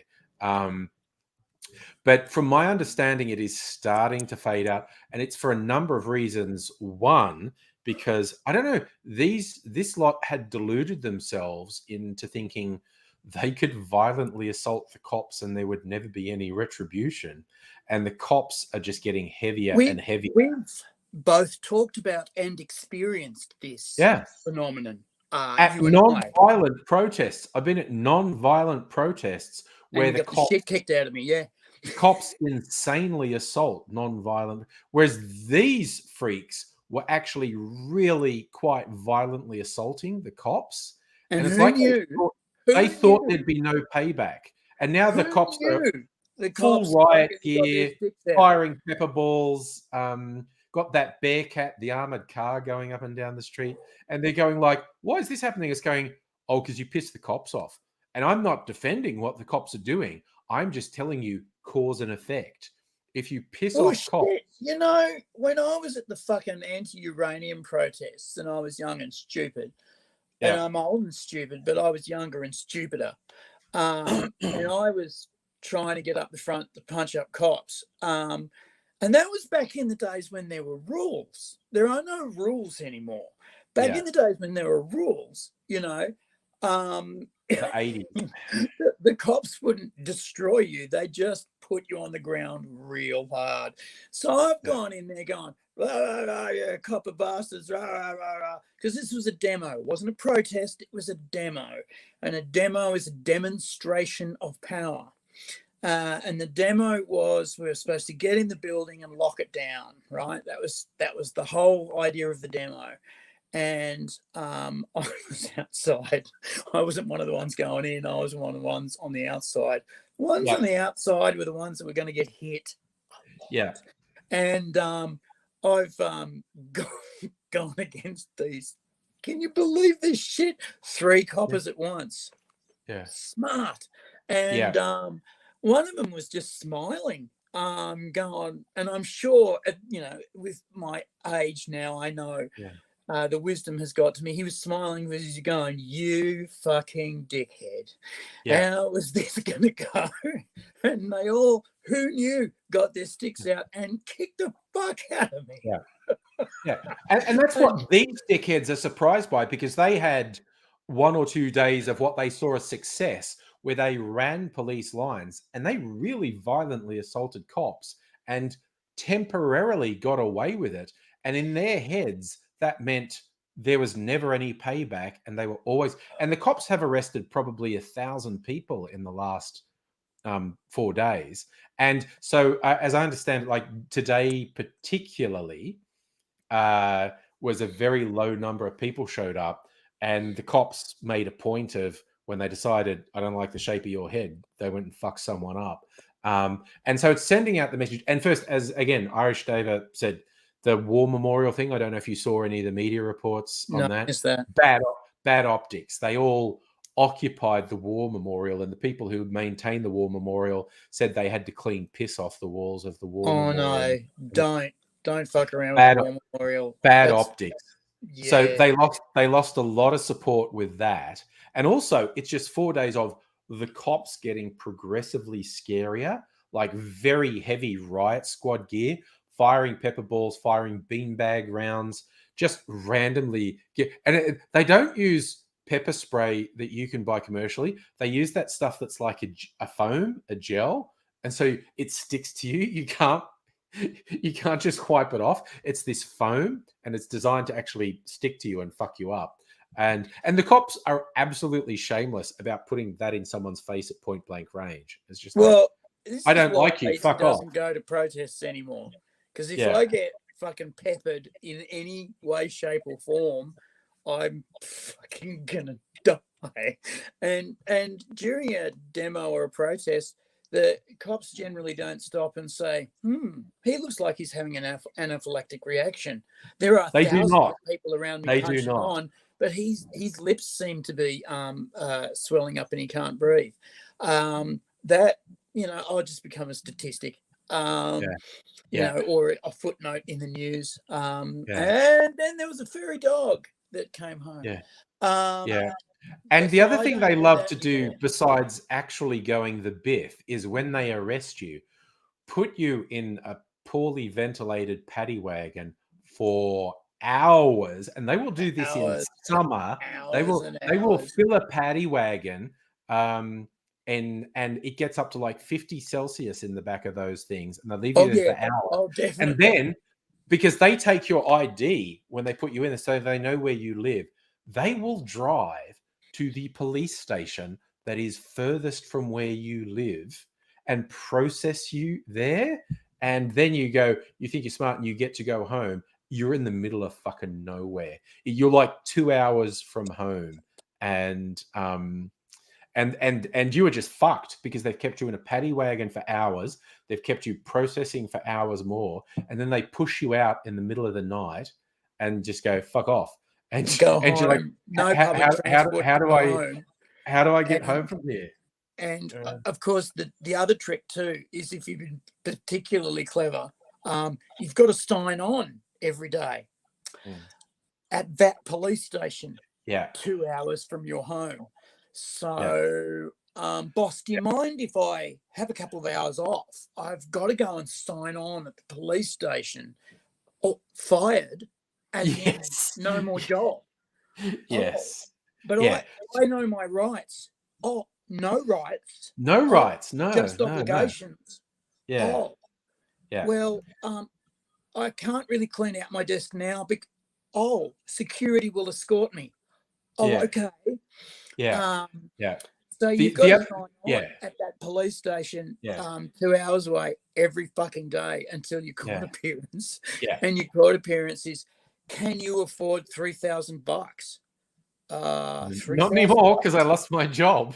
Well, no, because I lost my job and I'm about to get evicted. Oh, right. So vagrancy is $3,800. And I guess you could work it off in jail. I want you to imagine a 5-cent piece and a 50-cent piece. A Yes. 5-cent piece and is one- the size of your ass before you go to jail, and a Yeah. 50-cent piece is the size of your ass after you come out of jail. Yeah. Okay, just a lesson for our young bucks who like to hit police people. That's a thing that happens to you, you young, pretty thing. Pretty thing. And And you so I get think these the thing guys, that's I been- hear them all the time. They go, Yeah. I'd be Yeah. right, I'll fight on. It's like, No. mate. No. No, there's cops 5 know how to people- make your life miserable. Cops know just how to make you miserable. Oh, So yeah. what's been wearing down the protesters is the war memorial thing. Definitely scared off a bunch of them because it's very bad optics. The cops have been getting fucking scary, which is, and again, it's sinking with people. If I don't get tear gassed or shot with beanbag rounds, I'm going to be arrested, and I know I'll be fired if I'm arrested for this shit. And the third thing is they've been using Telegram as their messaging thing, and their message boards have just been infiltrated by people fucking with them. And people just come on and just put so much noise in the chat that they can't use the chat. And people just like, yeah, and the cops are clearly in the chat. So they went, all right, meet on Queen Street. And they get to Queen Street, fuck me, there's cops here. Why are there Cops here?" everywhere. What's going on with that? So It's like- it's their messaging has been completely disrupted. The It's cops like are just getting the scary. Victorian computer crime centre is next door to the Federal Police Computer Crime Centre, which has a direct link to the Australian Computer Crime Centre. And it's like they've been using all of their resources to get into the message boards and fucking Facebook and social media of everybody because they're trying to shut this shit down. It's Absolutely. almost like the premier's told them, I'm sick of people getting sick. Shut this shit down now. And the police have been, I'm somewhat of a fan of Dan Andrews, but Dan Andrews fucking loves the cops, and he has he's always excused all their excesses and all their violence at protests. And I'm talking about protests that we support that were non-violent, that the cops went fucking feral on. fucking And very Dan Andrews heavy-handed. has always backed the cops, am which not is a the thing I don't fan like about it. Of horses. I don't think you need horses to stop people protesting or demoing or anything. I mean, horses are by nature animals that will not step on people. But these horses are trained to step on people and step on their fucking heads. And that's fairly unpleasant. At the same time, I am torn because a tactic that's been going around recently, and I am really quite against this, is there's been protesters and demoers that have been getting box cutters and attacking the horses as they come through. And that's not going to make you popular with anyone. That's stupid, because the horse, if it loses its mind, is going to start jumping and bucking in the middle of a crowd. The police human on the back of the horse is going to not know what the fuck's going on and will not be able to calm it, because the horse is going, I have a big fucking cut in the side of me. Yeah. And I'm in extreme pain, and there's a lot of people, and I've fucking had enough. I want out. And so, you know, Jesus, yes, you've shut down that horse, but you've also just fucking injured 50, 20, 30 people. So I'm not a fan of horses at protests at all. I don't like that. I think that's a fucked thing to do. I think that's a fucked use of resources. I respect that there's tradition in horses. It's how people used to get around. It's how the Victorian state started. Everyone was on a horse. That was the car of the day. And historically speaking, that was your high-speed chase. You know, that was Horse chases. You know, in your movie, which was like a flip card thing. You know, you see horse chases, and them throwing spikes on the road to get the first horse to fall over, and then they pull the spikes over, and the police horse comes over, and then they arrest them, and pump them full of pepper spray. I think I'm mixing up times. I think you've crossed a couple timelines, but that's okay. It's a rich tapestry. It's a rich tapestry. Yeah, it's a rich tapestry. So I'm not into horses and protests, but I think the hurting of horses is a fucked thing to do. I don't know. I reckon the horses should be phased out. Because it's I think it's asking for trouble, and frankly, yes, it is. Police have enough firepower and sticks and things that go sting, and things that go zap to stop any number of people. You raise an interesting point, because they haven't brought horses out that I've seen in these protests. What they've gone to is the riot gear and the shields and the pepper spray and the pepper balls and the beanbag rounds and the Bearcat, the armored car. I have, and someone else correct me if you've seen them run at protest lines with horses. I have not seen horses at these protests. I think it might have been out of, Safa reckons he has seen horses. And yeah, I got to put in that I haven't been paying that close attention. Nettie saw horses. Okay. Everyone ignore me. I haven't been watching closely enough. They did have horses. Okay, Raiders saw horses every day. Please, everyone ignore me. I'm talking crap. I haven't been paying attention. Yeah, but they've been definitely going on.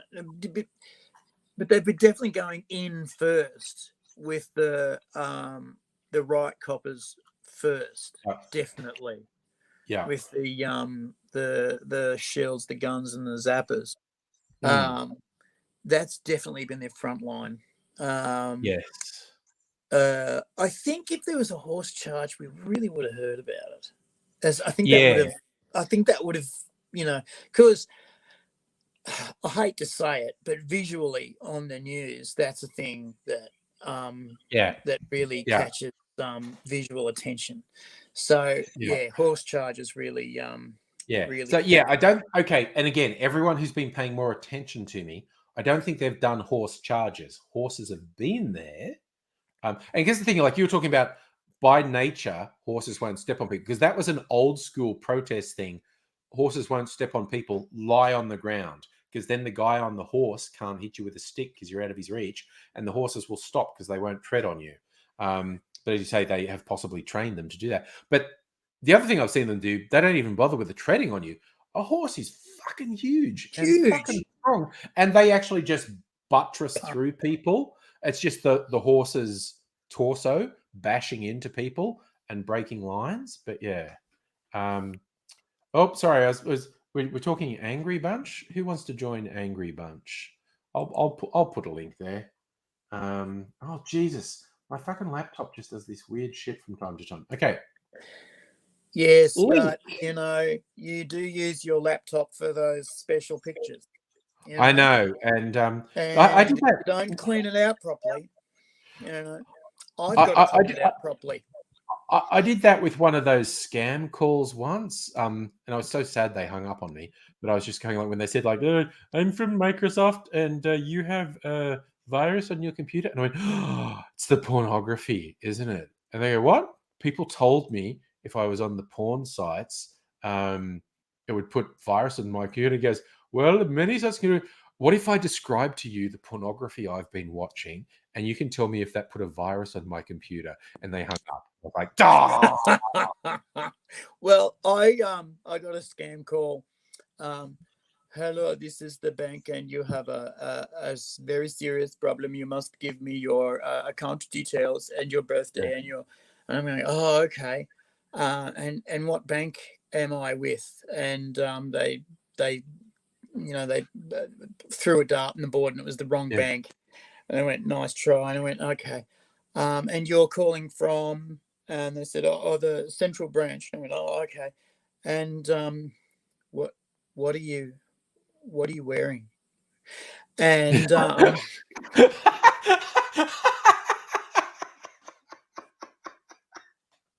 Oh my god! and I got. He said, hey, excuse me. I said, what are you wearing? A normal business attire. What are you wearing underneath? And then the phone went down. Yeah, And I thought if I the do bank, this right, if I do this just right, yeah, and yeah. nah, I only got Nah. 2 in, and it was done. I had the bank one. They said, "Oh, there's a problem with your ANZ bank account," and I just went, "Oh my god, we have to fix that because this is definitely real, and I definitely have an account with the ANZ bank, so we should talk about this for a long time." And he hung up. hung off straight away. Well, the other one I had him on for an hour and a half. This is when I was really, really arthritic and I couldn't do fucking anything.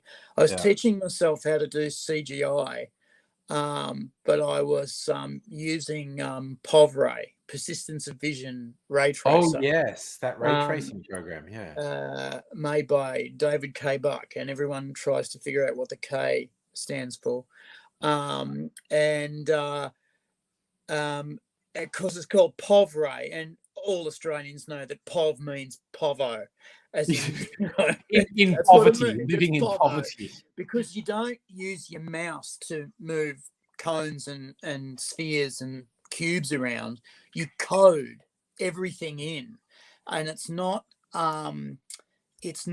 polygonal geometry. It's constructive solid geometry. So it's the mathematical representation of a sphere. It's the mathematical representation of a cube. Yes. And yes. you put these things together, and as they render beautifully. They do render gorgeously. But they take a very long time, and I burnt out 3 computers using it. So I was very, very, I keep scammers on the phone for as long as I can. I got one for an hour and a half. Oh, nobody. That was my record. When I was really arthritic, I was on the phone with this guy. Micro. So I was to say micro USB. Boy. Now we know the USB actually stands for ultra sexy boy. There you Boy. go.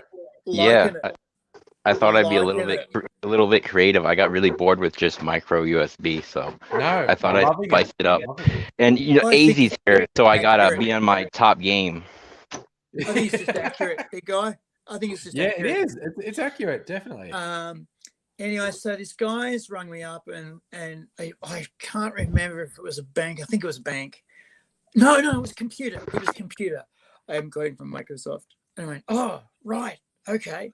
I see you have an Apple computer, and I've got a PC. And I'm going, oh, wow, okay. So you're right on my case. Okay, so what right, what do I need to do? And I said, oh, you need to go to this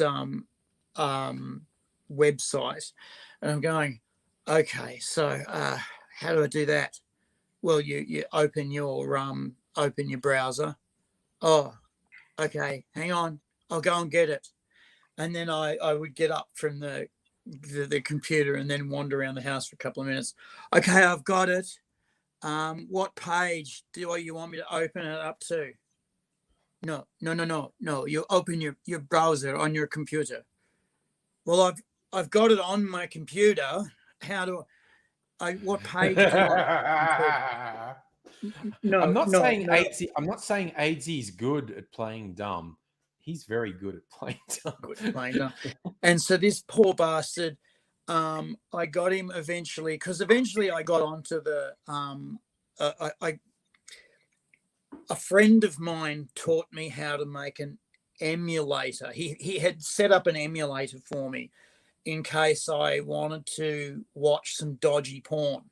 Now, what I was doing at the time was I was looking for a manga artist called Masamune Shirow. And Masamune Shirow did Appleseed, Ghost in the Shell, a couple of other things that are very famous. And that wasn't his real name. Masamune Shirow is not his real name. And I was trying to find out who he was. Now, a lot of manga artists start in particularly yaoi or some version of pornography, because the Japanese attitude about written porn, drawn porn is different to particularly Australia and definitely America. And so I was looking for the style that this guy uses in some of the porn that was particularly yaoi, because that's a place a lot of these apprentices start. And the thing that I was looking for was a particular shape of head to shoulder proportion, and shoulder to back length proportion, because it was very, very stylistic for this guy.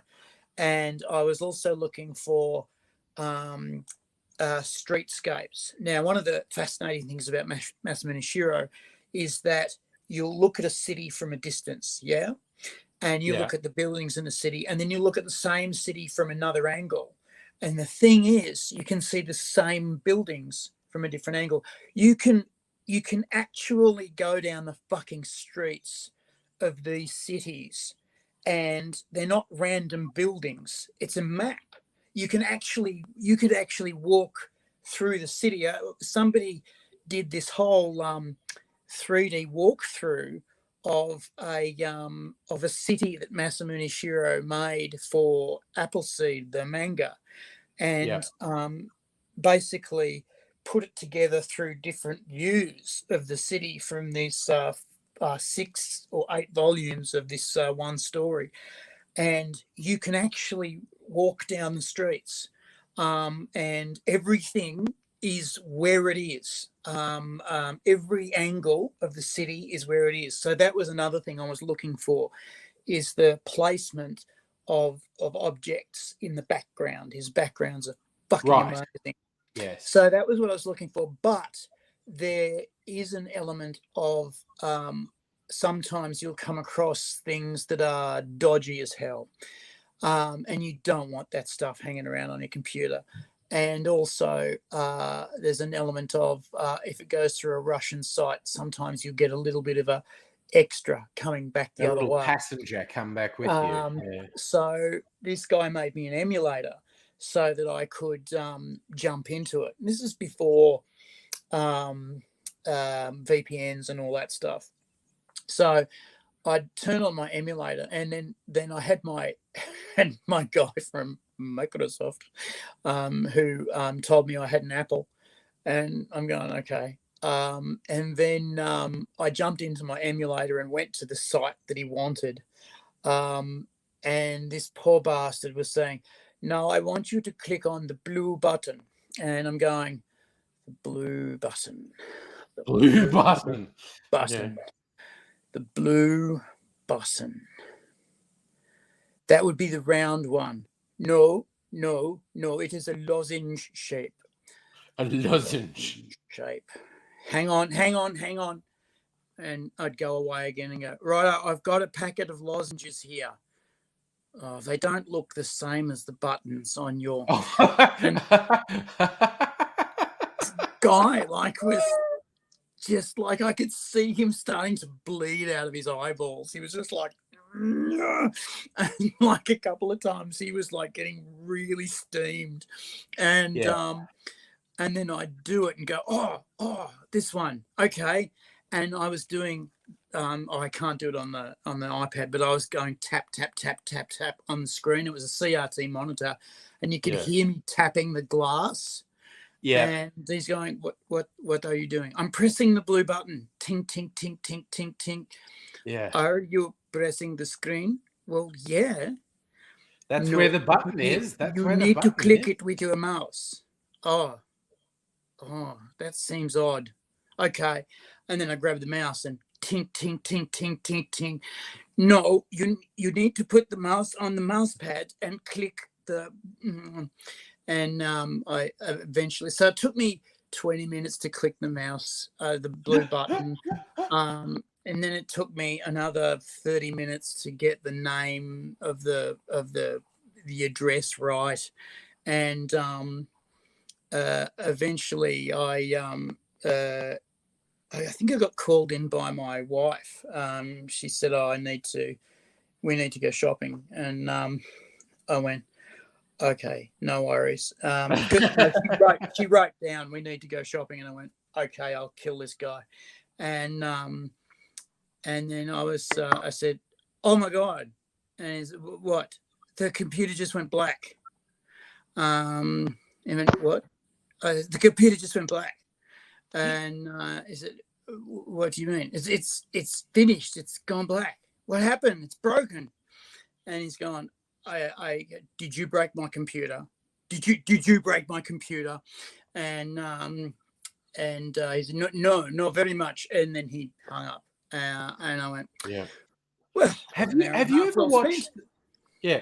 Have you ever watched the scam beta videos on YouTube? There are these dudes who are both freakishly good hackers because they get into the systems of the calls. They get into their systems, and then at a certain point they'll show this person their own hard drive or their photos and things. But also a couple of them speak Hindi because they'll be playing this sort of, one guy particularly loves to sound like a clueless granny. He's a guy and he loves doing this granny voice. He goes, well, young man, I don't know what's going on here. I think he's doing his own granny, basically.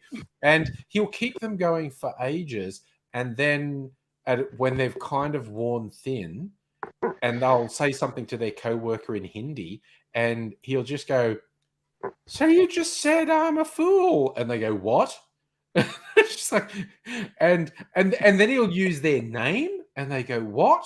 And they go, I like your blue shirt, and then we'll put a photo on screen that's from this guy's hard drive, and they're just like, and he like hacks their webcams, and he's got them in real time. It's like, my God. I've seen that they hack their own own security cam, and they're watching them in their own office. Yeah. Sorry, Micro USB wants to say something by the sounds of it. Yeah, I have a couple of pornography questions since that was a topic that was brought up. Yes, let's talk pornography by all means. So the first pornography question would be, what would you consider to be dodgy porn that you would need emulator besides like bestiality, child blah blah blah? Yeah, no, it's hentai manga, and it's yaoi stuff where the representation looks like an underage person. Now they'll say in the story that person's not actually underage. It's a metaphor, but it looks dodgy. What happened, Micro USB, Micro Ultra Sexy Boy? In Australia, we had a Prime Minister who came on the scene, and he had previously been on a committee that was dealing with child porn. And he was totally primed to be disgusted with child porn. He was on this committee for something like 18 months and had to watch this shit for like 18 months. He was not a happy chappy. And then this artist came out with these photographs of basically pubescent kids who were transitioning from childhood into adulthood, and they were naked pictures of them. It was artistic. I mean, it wasn't sexual, it was artistic, but he was freaked out by it and said, that's too much. And then he put through a law that says any depiction of children will be considered Child exploitation. And Yeah. child exploitation, and you're going to go I want to to jail stress, for it. yeah, I want to stress this law, and I think it's still on the books in Australia, encompassed both your manga and hentai, where the characters have prepubescent features. And honestly, I'm pretty much okay with that stuff being banned as well myself. But it had this weird thing that in actual like human porn, porn where the woman involved had small breasts.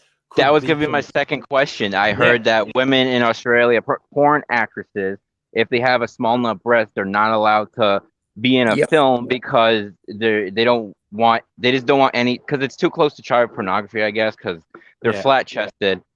Yeah. And I was like, okay, like, I don't know. I feel like that's a little extreme. Well, it's a bit weird. It's a bit weird. And I don't know if there's been any prosecutions on that, but the way the law was worded, it was essentially porn that involved an adult woman who was flat-chested could get you in trouble because someone could assert she looks like she could be underage. So it gets a bit fucking weird. And so what also would happen was some of these Japanese, especially the yaois, some of the hentai stuff was just fucking dodgy, and you'd just avoid that anyway. But some of the yaoi stuff, and yaoi is always overage, depicted of overage, of age people. You know, they're always either uni students or musicians or lawyers or whatever, right? But they're all adults. But as the story goes on, their body shapes change, and then they change back again at the end of the story into their normal adult forms. And what people would do they would like chop out one page in the middle of the story and say, look, this is a depiction of a child. Now, one of the things that was always interesting was one of the arguments made was no ink was harmed in the making of this drawing. Yes, and it's an interesting argument. Yes, and the law people said, "Oh, we don't care." And so there was a lot of debate within the arts community going, this is just a drawing. There are no children here. There is no people here. This is just a drawing. Basically the law people said, oh, we don't care. That's it. It's all done. And then they came on with saying, these are also adults. The whole story is about adults. Oh, we don't care. Do you remember we did a video years ago, and I couldn't resist because I found an article where the guy who was credited with inventing tentacle porn said, like, looked at Shoto, and which is worse than fucking yaoi, and Shoto, he's just gone. Yeah, he's gone. I think you guys have gone a bit far, and we had this whole video where we were just laughing, going, seriously. If the guy who invented tentacle porn thinks you've gone a bit far, maybe you should pause and take a look in the mirror. Just think about what you're doing. Yeah. I don't like the whole it's just drawn argument. I don't really like that because I go on 4chan sometimes, and if you go on some of the so I go on because they have hilarious memes, and I like they do, yeah. I like those threads where you see people getting in accidents. I just whatever. Yeah. But anyways, people go on there and they post like lolicon and toddlercon, and it's like Yeah. literally like Yeah. prepubescent Yeah. girls and like toddlers in very not okay bad. situations. And yeah, no, and it's to the point where it's like if I see it, I'm like, I'm just gonna get off this website. I don't even want the FBI to see me scrolling past this. So you raise a really very valid point. If you've got something that's obviously a child, then you've got to use your own wrong and right brain cells and go, well, that's fucking wrong. But then if you've got something that is adults, then again, you've got to use your own wrong and right brain cells. I mean, all right. Look, it gets complex. There was a fun one. By fun, I mean dark and horrible. An American guy got arrested. There was one a few years ago. The American guy got arrested. Sorry, I'm going to talk. So, an American guy got arrested by the FBI, and of course, because America has much more liberal laws on free speech and whatnot than Australia.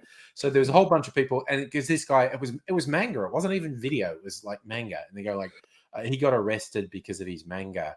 And they're saying it was child exploitation material. And you had free speech people going, it's only ink on a page. And then he rocked up to court, and then they read out the list of what was actually in his collection. And people started going, I don't want to defend this guy anymore.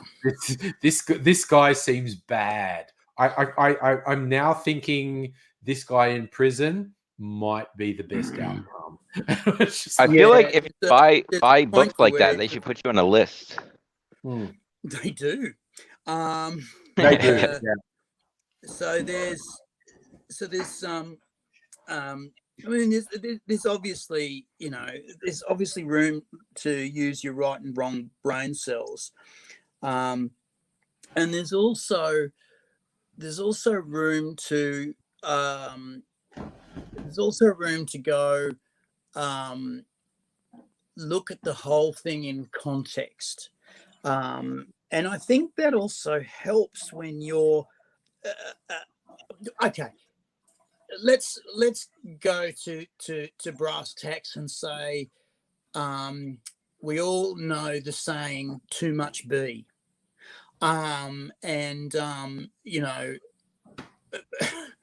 if you're on the B board of 4chan, then you're looking forward to some of the most evil shit you've ever seen. If you're on 4chan, you're basically walking in the dark anyway. And if you're hanging out to see that gear, the trouble is sometimes 4chan is funny as fuck, but sometimes 4chan is 4chan once donated a bunch of money to, like, it was Christmas time, and it was like there were sick kids or there were orphan kids, and 4chan B donated a bunch of money to them, but they put like just like inappropriate and some of them racist like names under their donations, but they donated like a lot of money for these children, and it was very funny because it's very like mixed morality in that. Yeah.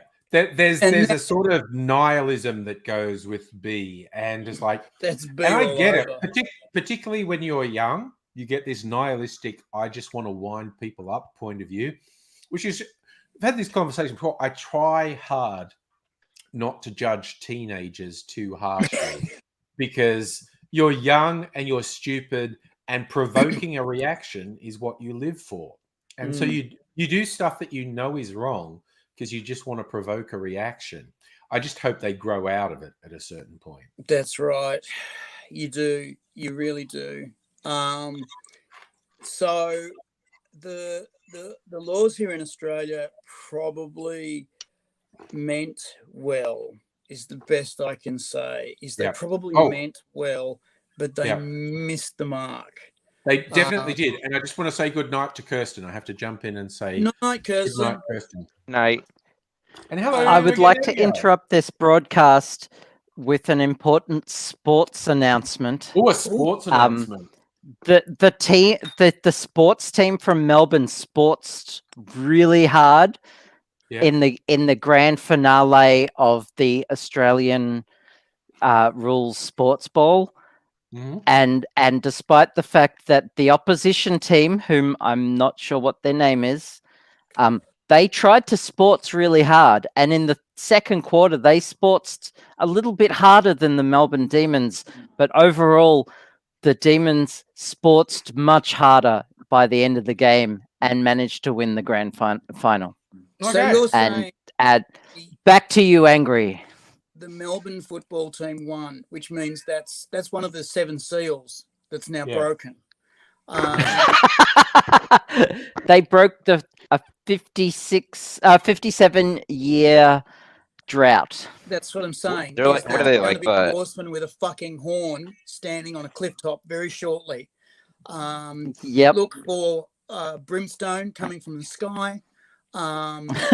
Micro ultra sexy boy, you look fabulous, dude. Go find the gender of your choice. Go and find any fucking gender and get your end wet, because it's ending. It's finished. That team sounds a lot like the Chicago Cubs, because they went like a few decades, and then a lot less promising. I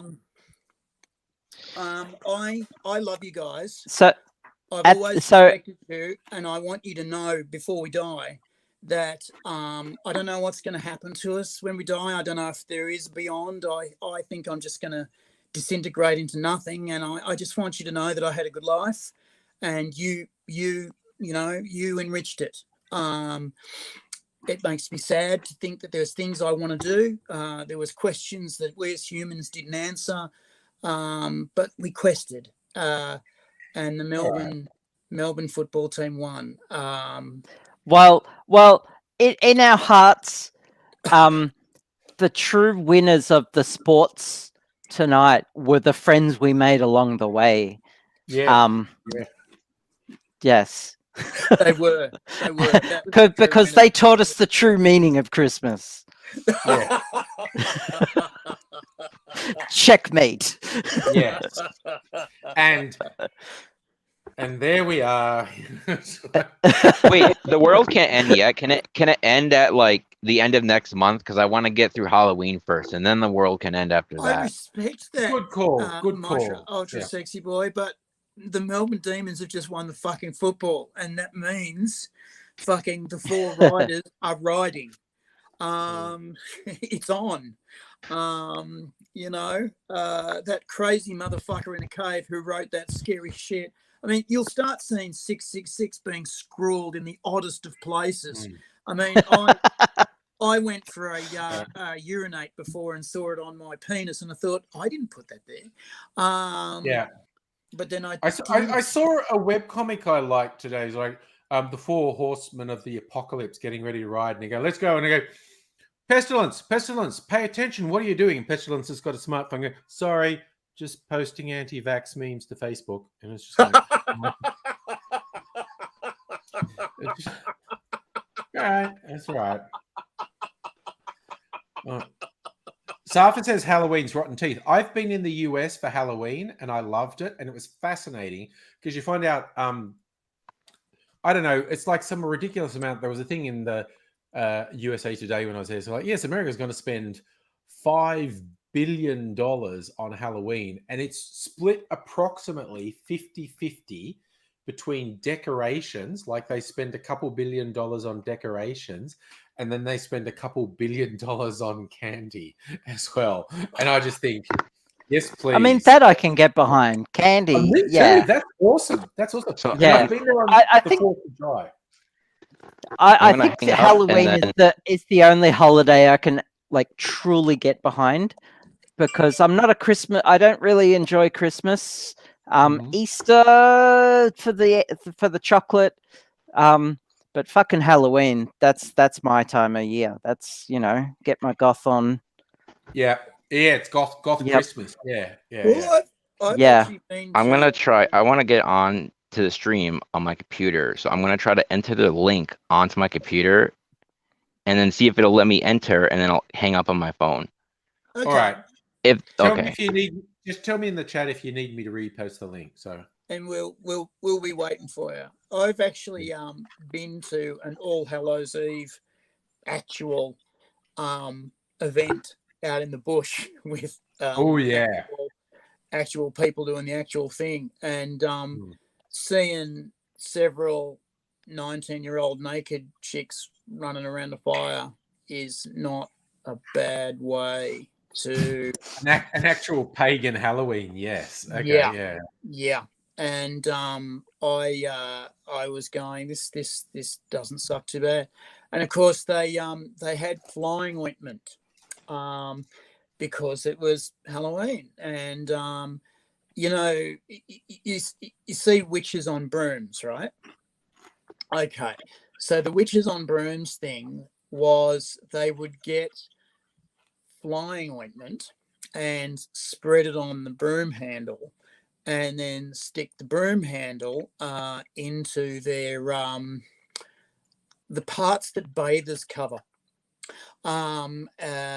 Basically, so to ingest this this psychotropic drug made out of mushrooms and various different plants. It was all crushed together and into a paste, and then rubbed into your wrists and under your tongue, and then up your doit, and they would fly off into the Sabbath, and that was where you get these witches on brooms, because that was how you applied the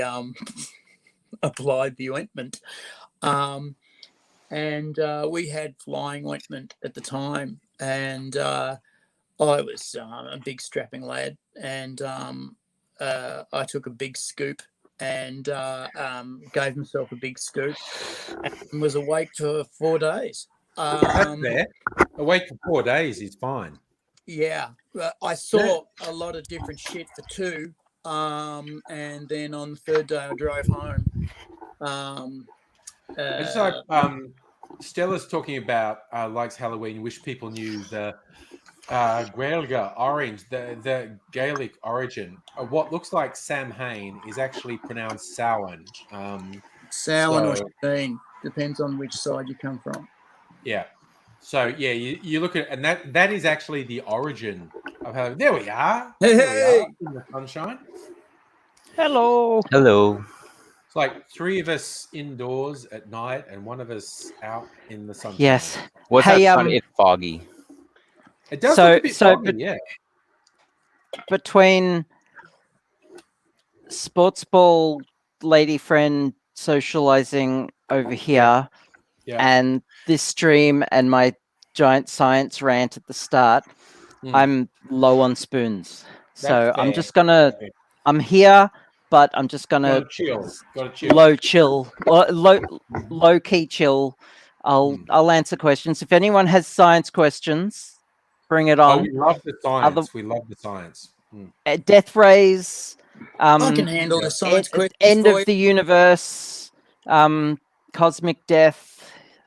Yeah. Puns. I'm here for it. Stella, let's talk geology sometime. Yeah. Abigail, that sounds if you good. want to Let's lick the science. for you, babe. No worries. Sorry. If you want to break from the science questions, I'm all over it for you, babe. If Yeah. people want me to describe how artificial neural 87% networks accurate. work, I'm up there. I that's my field. But Do you know what otherwise, I found I'm out? gonna What zone I out. found out recently, the kind of dumb thing from the Matrix where they say humans were an energy source, were batteries, which doesn't really make sense. The original script had the humans were a distributed neural network, and the studio people That makes went, much more sense. that's too fucking brainy. No one's People gonna won't understand it.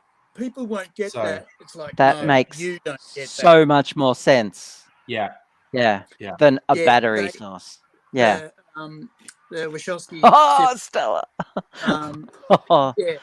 pitched it as a distributed neural network, Oh, and the all right. the I'm gonna studio share this said, on "Oh, screen." people won't get it. It's like, no, You make the bedrock. Geology sex joke Oh. from Stella. Nice. Oh, nice, Stella. Nice one. I'm Hmm. going to remember that next time I'm talking Yeah. to a geologist or Yeah. anyone from science or paleontology. No, when you're trying to make moves on a geologist, come with me and make the bedrock. Yeah. Okay. You know. Or you know, a paleontologist would do. How's your stratigraphy? Because you make the bedrock. Yeah. An archaeologist. How'd it work? Oh, fuck. That would work. That would work. You know, anyone that's got. I can't something to I do with can't the Gremlins. compete on the level of Stella for geology innuendos, but I will look some up coming tonight. Oh, Stella. It's something boundary layers between the sheets. That's all I got. I'm like so out of spoons. Coming tonight. I have to now look that up. What that is? That is a mineral. Okay. It's probably named after someone called Cummington. Yes. Look, you know, we'll both be coming tonight so much that will cause a landslide, Stella. That's all I got. That's like all I've got. It's like, okay, no, the line would be, I'm looking up the definition of coming tonight, is a metamorphic amphibole. So the pickup line to a geologist would be, are you a metamorphic amphibole? Because you'll be coming tonight.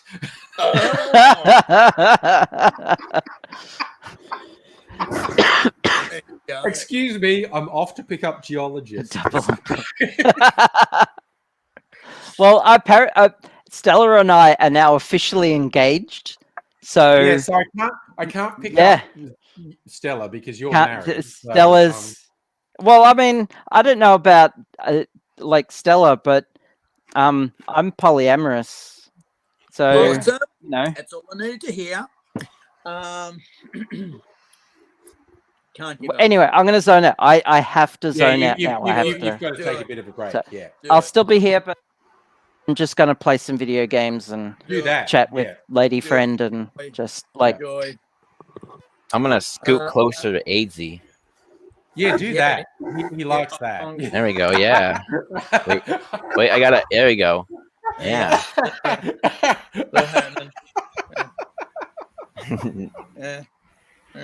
You too. Honestly, don't judge us. It's 2021. You're not allowed to. I'm not judging. I'm encouraging. And we've got the rainbow in the back. Yeah. Oh yeah. Yes. Whatever the hell we want. I was gonna say, Hootie the Trousers of Time. What's his name? Very clever physicist who got muscular neuron disease. What? Stephen Hawking. Stephen Hawking, right? Yeah. Stephen Hawking, when he was younger, was a pants man of an extreme nature, to the point where the other astrophysicists used to come up to him and say, "Oh, we've got a bet on with the mathematicians," and he'd go, "Oh, come on, guys," and he'd go, "No, that chick over there, the mathematicians are saying, they're going to get her into bed," and he'd go, "Oh, come on, guys, I'm just here to drink," and I say, "No, come on, Steve, do your thing." So he'd go up and literally seduce these women for a bet to not let the boys down, and was constantly basically getting it wet with various different people. And I went, okay, well that's pretty cool. What I thought was awesome though was his third wife, right? His third wife was a nurse of his that he picked up while he couldn't speak, move, or basically do any basic movement for himself. He had to basically talk using a machine that took ages. So he managed to seduce her without being able to move pretty much any of his muscles. That is someone who can seduce someone. That is fucking good going. I take Oh, my wow, hat that's off to that kind of seduction. You can't move, you can't talk, Yeah. but you can still get them in bed. And All right. each pickup line takes approximately 2 minutes to type into a keyboard. Yeah, with guy like that. Awesome work, sir. Awesome work. Yeah. No wonder he's the Lucasian chair of fucking mathematics, the same as friggin' Newton, who was a virgin, they reckon, probably because they reckon he might have been gay and hated himself for it, which is a Oh, shame. quite possibly, yes. Because he apparently went nuts one day and screamed at his students in a pub because they were being wickedly infected by the wiles of women. And they were basically, right, the master of mathematics is going nuts. And apparently a couple of his students took him home because he was really fucking right out over the edge and Yeah. hadn't clearly slept for a few days. Because he was also an alchemist. And secret shame, reverend and a secret and an alchemist. Not a bad mix. And apparently if he'd have got caught being an alchemist, he would have got fucking in a lot of trouble, a la legal. Yeah. And can you imagine living in a time where alchemy and Are you going? No, just I chilling wanted to out. ask a question. I wanted to ask a Abigail, you had a question. question. Sorry. While it's still in my head, Yeah. Dune Club. Did you want to wait a week, or are you able to read 2 chapters tomorrow and do it? Probably depends. Because I've what got a time I friend wake up. who also she can't get the book until tomorrow anyway, so Okay. it's okay if you want to wait a week. I was confused. I thought that we said we were doing it this week, so. And that just speaks to my obtuseness and not understanding communication from other people. But I'll look. I don't know what time I'm going to wake up in the morning, but I can just chill out because I'm doing audio books. So I can just chill out and put some headphones on and see how far. Okay. I get. Nettie's saying she Sure. can wait. Nettie's happy to wait as well. It's I really don't mind because I really don't mind. So it just caught me by surprise because you kind of went like, tomorrow we're going to talk about 2 chapters. And I went, yeah, what? But it's that's because I was waiting for everyone to vote in the poll on when they were available. So, and it's on me. I didn't prod people enough to get onto Discord. But Caught yeah, me a little bit I'll because I'm just. a bit lost. Sorry. Oh, sorry. Okay, Abigail decided we should have an online book club where we read Dune. Nice. Stella hasn't even decided on audiobook or ebook. Okay, All right, I'm give us a week. I'm gonna push it back a week. Yeah, Nice. I like that idea. a good. week, and then we're going to discuss a couple chapters at a time, and when we get to the bit with Fade Rautha, I can preempt. All I can think of is Sting in that weird little thing he wore in the David Lynch movie. And that was there's worse hilarious. things to think of, mate. Yeah, no. Sting nude apart from a very weird sort of Speedo. He had a space Speedo on. And giving himself a little bit of bit of fucking dynamic tension of his muscles. It's like, yep, go for that big guy. Yeah. My favorite, there's a story from Patrick Stewart, because Patrick Stewart is a supporting character in the David Lynch Dune movie. And he apparently has no awareness of popular culture. So when Sting was there, because Sting was, a huge pop star. He was massive at the time. Yeah, he's a huge pop star at the time he was in it. And there were rules about you weren't meant to talk to Sting. And because Patrick Stewart didn't understand pop culture at all, and he didn't know who Sting was. And he just started chatting to him, and he said, I heard you were in a band. What was the band? And Sting says, as Police. He says, "Oh, you're in a police band." And he thought that meant because police often have bands. He's going, "What do you play?" And Sting at this point is laughing, realizing this guy actually doesn't know who he is, and just going, "I play the guitar." And it's just and apparently Sting actually loved it that he's just talking to this guy. He's like, "Oh no, this guy's not taking the piss. This guy literally doesn't know who I am." It's just... Sting hadn't had to deal with people not knowing who he was for about 10 years at that point. So I just noticed that AZ disappeared. he probably had to go to the little boy's room, and He's really He'll good at be- sneaking out. yeah, he'll be disappointed when there are no little boys in there. It'll just be him. But you know, There he is. Shouldn't the banner say something like Melbourne Team 1, like get the shelter? oh yeah, yes. No, I'm going to change it. I'm going to change it now. So you'll keep talking. I'm going to do a new bender. The team that they were playing. It was won their Footscray. first grand final last year, or the year before, for a million years. It was a million years between drinks for them, and the team that won this year was never expected to get out of the preliminary season, but they got up, and so there's going to be a lot of broke bookies tonight, and. It's the times we live in, you know. It's the new normal. It's the beginning of the end. It is. If you didn't believe in climate change before, it's time. It's time. You know, I hope you don't live anywhere near a beach. Stephen sounds broken. Yes.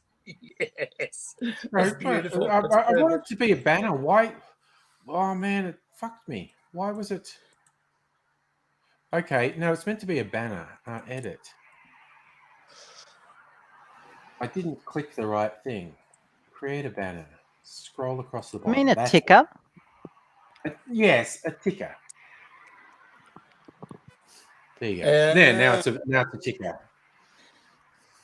Needs more gay shit. Oh yeah, you missed that, AIDS. Someone came on because he saw like the rain. No, it was bisexual awareness. The one night you weren't here this week was bisexual awareness day, and it was. What do you think I was doing? Yeah, I know exactly. You were being super aware of bisexualness. Yeah, okay. So I had that on, and some rando came in, and he's like seeing the flag as the background, like, "Oh, is this some super gay shit?" And I went, "Yeah, dude, it actually really is, dude." So then I had a ticker going across, going like, "This is non-stop super gay shit." And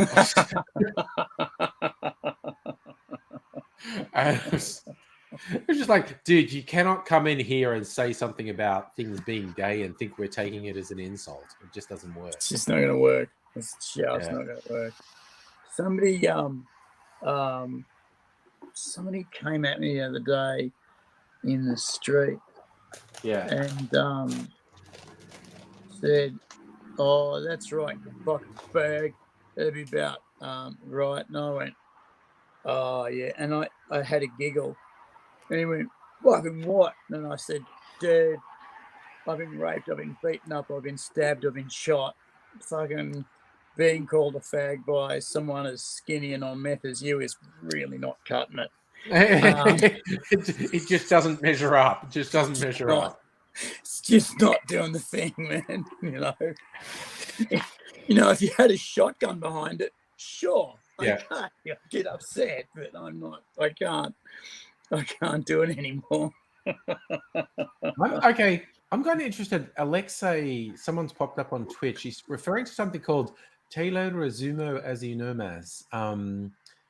I'm intrigued as to what that is. Is that a TV show or a movie?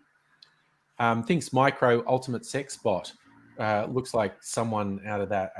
I gave him that. So I'm just intrigued. Is that a TV show or a movie or or just a fantasy you have in your head is going like, it's a I want you YouTube to- channel. Okay. Is there you it? go. Apparently, it's a YouTube. Okay, so again, please forgive my ignorance. That looks Italian to me, but I'm very bad at foreign languages because I'm an English-speaking white person who believes the rest of the world just needs to understand me, and I never learned another language. Argentinian. Thank you. Alexei is telling us Espanol from Argentina. There you go. Okay. So is that just like a vlog channel, or has someone got like a? And because I think the rest of us are just going to be writing that down to check it out. If that's like a. Okay, so apparently you have a doppelganger on a. Is this? Oh, look at that! You looked it up. Oh well, you've both got a beard for a start. So, This would not be the Sergio- first time I've been insulted by my looks. Sergio, I don't think it's an insult. I think I Gay think is it's like not an you're both insult. Not the hot. gay No, part. I think it's you're both hot. Oh, okay. Yeah. Sergio Pinarello. Argentinian is an insult. Yeah. No, the gay is not the insult. The Argentinian. Was I the don't know. insult. I remember this one time I was working. I used to work at a McDonald's, and I was working drive-through, and this guy came through, and he's like, "You look like Matthew McConaughey mixed with the Russian boxer from Rocky." And I was very like, "What?" That's so good. That is so good. So you're somewhere between Matthew McConaughey and Dolph Lundgren. That's really good. I don't know. He looks really good in this picture. I can't show it because it keeps going away, but oh, he looks okay in that. I think he looks okay in that. No. Yeah, okay, that's a longer beard as well. So that's getting What more I've into your got beard as well. from Google Translate is, I will summarize it just like that. Okay, that's what it comes up as Google Translate. Okay, I'm not sure if that's right, but Who knows? That's what I've got. I will summarize it just like that. Okay, I will summarize it just like that. Okay. Alexei may fill us in on what type of channel that is, if it's just a vlogging channel or if they do, I don't know, sketches or story-based stuff. There's too much on you. Back in the early days, because I've been on YouTube since a year after the site existed, and I used to know everyone who was big and popular on YouTube. But for about 10 years now, people will go, "Oh, have you ever watched such and such on YouTube?" And I go, "Never heard of them." And they've got 10 million subscribers. And I'm like, oh my God, there's someone with 10 million subscribers and I've literally never heard of them and I don't know who they are. Yeah.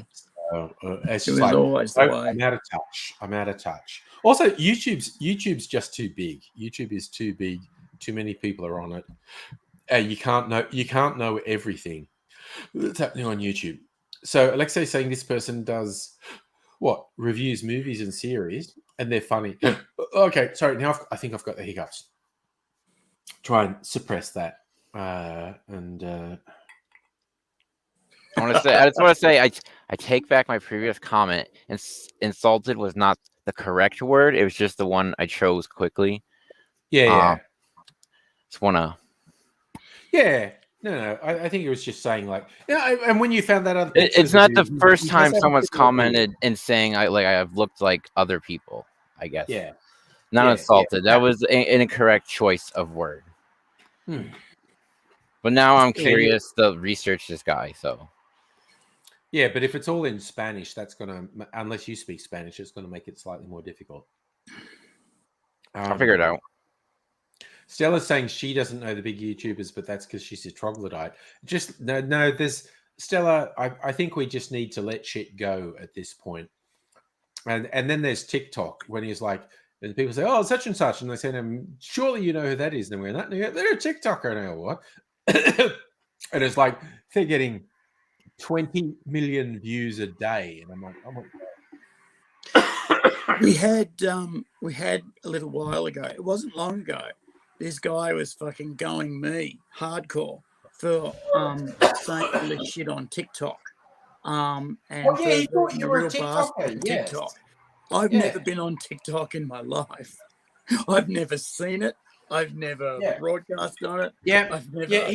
He was sure you were someone he'd seen on TikTok. He Yeah. was sure And he- I was this lying. And he cheating never linked the bastard. channel or anything. No, he just He said just it. he just said threw out it. He just accusations got without any so like angry, anything. and he just like fucking ran it down. I'm going, dude, I'm not. And he said I was Kyle or something. I said, no, I'm not Kyle, and I'm not. I don't go on TikTok, and I don't do this, and because initially I was confused. I'm like, okay, so someone's pissed off at me. Let's work out why, and because there's often a reason, and I was, and then it just started to go off into this really, really strange realm. And I'm going, I've not been to this particular fantasy land before. And it became obvious that he had mistaken me for someone else. And then this individual finally worked out that they had mistaken me for someone else and was sort of going,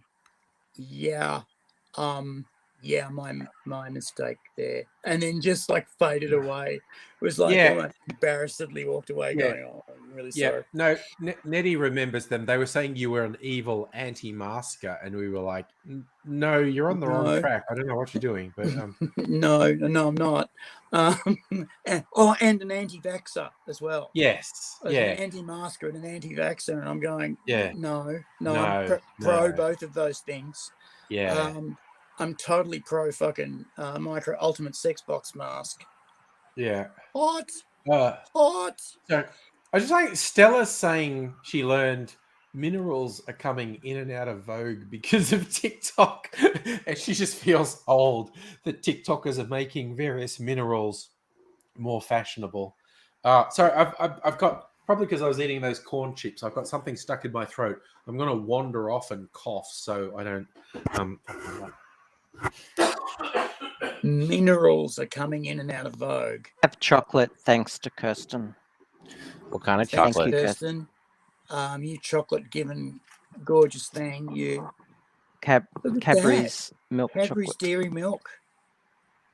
Kirsten, sometimes I think you're the best, and sometimes I know. But not all heroes wear capes. True. And Kirsten is a hero. But she wears a cape. My personal hero for delivering chocolate to my house. I like how you're now COVID-free, Abigail. That was a quick turnaround, that test.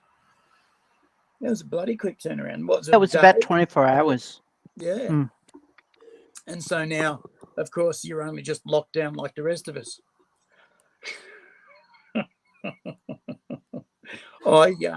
I was late in today because I looked in my fridge to get dinner and realized that I was missing a main ingredient, and I had less than an hour to get down to the shops and back before curfew hit. And Micro Ultimate Sex Bot here in Melbourne, Australia, we have a curfew of 9 p.m. And if you're not indoors at 9 p.m., the police come around and ask you really probing questions as to why aren't you inside, not spreading fucking evil diseases around everywhere. And if you've got a bag of food saying, I'm going home from the shops that have just closed, you're okay. But if you're out at 11 o'clock at night with a bottle of booze that's half drunk, you're not okay. You haven't been getting exercise, and there's really no getting around it. You can basically take your dog somewhere conveniently close, let the dog do its thing, clean up after it, and then bolt straight back inside. If you can sort of prove to the cops that you're no more than a block away from your house. But it's preferable if you get your dog to go earlier. So they take it fairly seriously, and at 9 o'clock here the street's empty. They're just fucking empty. And the cop cars sort of whiz up and down, and they've got what they normally do, but on the street, very little to do. And if you're out on your own, you get picked up really fucking fast. It's like I've seen people, because I've got a great balcony here that I can look out onto the street. And I've seen people like hide in the shadows as cop cars come past because they don't want to get busted out in curfew. And I've seen one guy seen the cop car come in and he's hid in the shadows, and the cop car's gone past and he's gone, phew, and come out and started walking along again, and the cop car's done the big U-turn and come up behind him and gone woo woo with the lights and the sirens. Shit himself, gone. Do we still have a curfew? I'm Yes. trying to remember Yes, if we the do. curfew. Yeah, it's still in place. Okay, We still, But yeah, it's Yeah, meant to lift sometime. 9 seems so yeah. early. It's when we get a certain percentage of Yeah. vaccinations in the community, Yeah, they're yeah. going to start. They've released a roadmap. It's not set in stone, the dates, yeah, so it all hinges on the percentage of the population Yeah. vaccinated. yeah. So, And it's especially thrown. in the into meantime, Japanese- I'm going to Ooh, have what a do you drop got? of the Canadian 12-year-old Canadian Club. Ooh, Canadian Club 12. Now, okay, I'm drinking It's good water, but stuff. now you've encouraged me. I'm gonna finish my water and then maybe have a, because Canadian Club has a characteristic like rye whiskey, and I've got a very nice rye Because whiskey. I don't usually like rye whiskies, like bourbons, but Yeah. because Canadian Club has like vanilla, and I really like the smoothness of it, and Yeah. so And a it's 12 year, one of the 12 year only is gonna rye be whiskies I smoother. enjoy. Yeah. Yeah, I've got a really nice Melbourne one from the Gospel Distillery, limited edition, and it's a barrel strength one, so it's like 57% alcohol as opposed Damn. to 40%. And but for 57%, it's really smooth. Like Yeah. I normally put it in cocktails to sort of kick it up a notch, but it's really smooth for something that's 57% alcohol. But To that celebrate is good. me getting off the gear, my Yeah. folks bought me a bottle of single malt. I can't even Nice. remember the name of it now, but it was like something like 78% alcohol, and I thought, oh, this is going to rip my fucking head off. And I had a triple of it with ice because I thought I won't mix it with anything because that'd be rude. Yes. Because it looked very old and very expensive. And I had a sip of it, and it was the smoothest, most velvety. It had a really wheaty flavor to it that was clearly over granite and wood smoke. And it was just heavenly. And I fucking managed to polish this thing off in 6 days, because I'd like have a triple of it at sunset, because that was when I was still on the fucking buprenorphine, which is just the shittest stuff in the world. People swear by it. It's a patch that you wear, or it's a little film that you put on your tongue, and it's supposed to block the opioids getting into your system, where at the same time giving you some pain relief. And it gave me no pain relief whatsoever, and basically blocked the opioid. But what it also does is it stops the mop up process of any adrenaline that goes into your system. So all day, when you do your normal day, you have little tiny puffs of adrenaline, like you noticed something over there, little puff of adrenaline. Your attention is drawn to something, little puff of adrenaline, no big deal, nothing, and it's immediately mopped up. But can you imagine this stuff just building and building and building and building and building all day?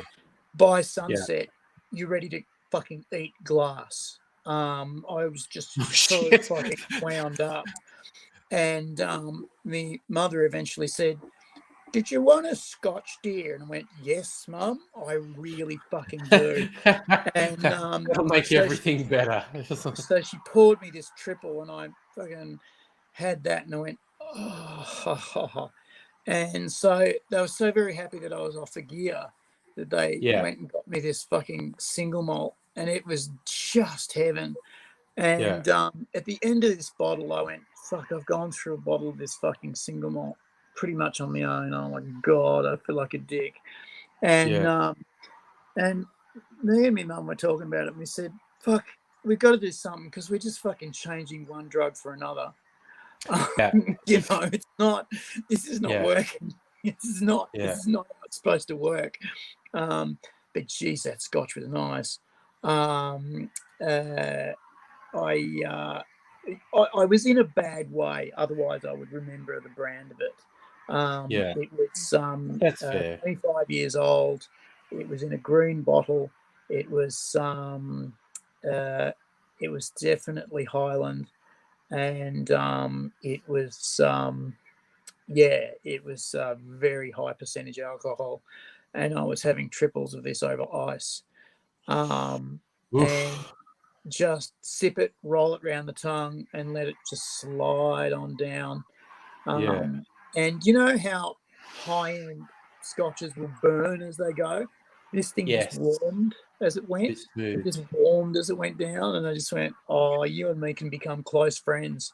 And I thought, for fucking $150 a bottle, probably not. That's it. I just noticed Stella in the chat saying she changed the sheets and has no spoons to get in the shower now. Abigail's volunteering shower pics to motivate Stella. I think that's just going to motivate Stella to get in the sheets, is what I'm saying. Do you want me to check those pics for you, Abigail? And please, nobody ask AZ for shower pics because he will send them. He will absolutely. No, I'm not saying I'm going to send shower pics. I'm just going to. No, you were asking for quality control on Abigail. If Abigail wants me to quality control those shower pics, I'm more than happy. I got it. More than happy to do that for you, Abigail. Oh no. Stella's just winding us all up now. Now she's saying she's already naked. She's just winding us all up now.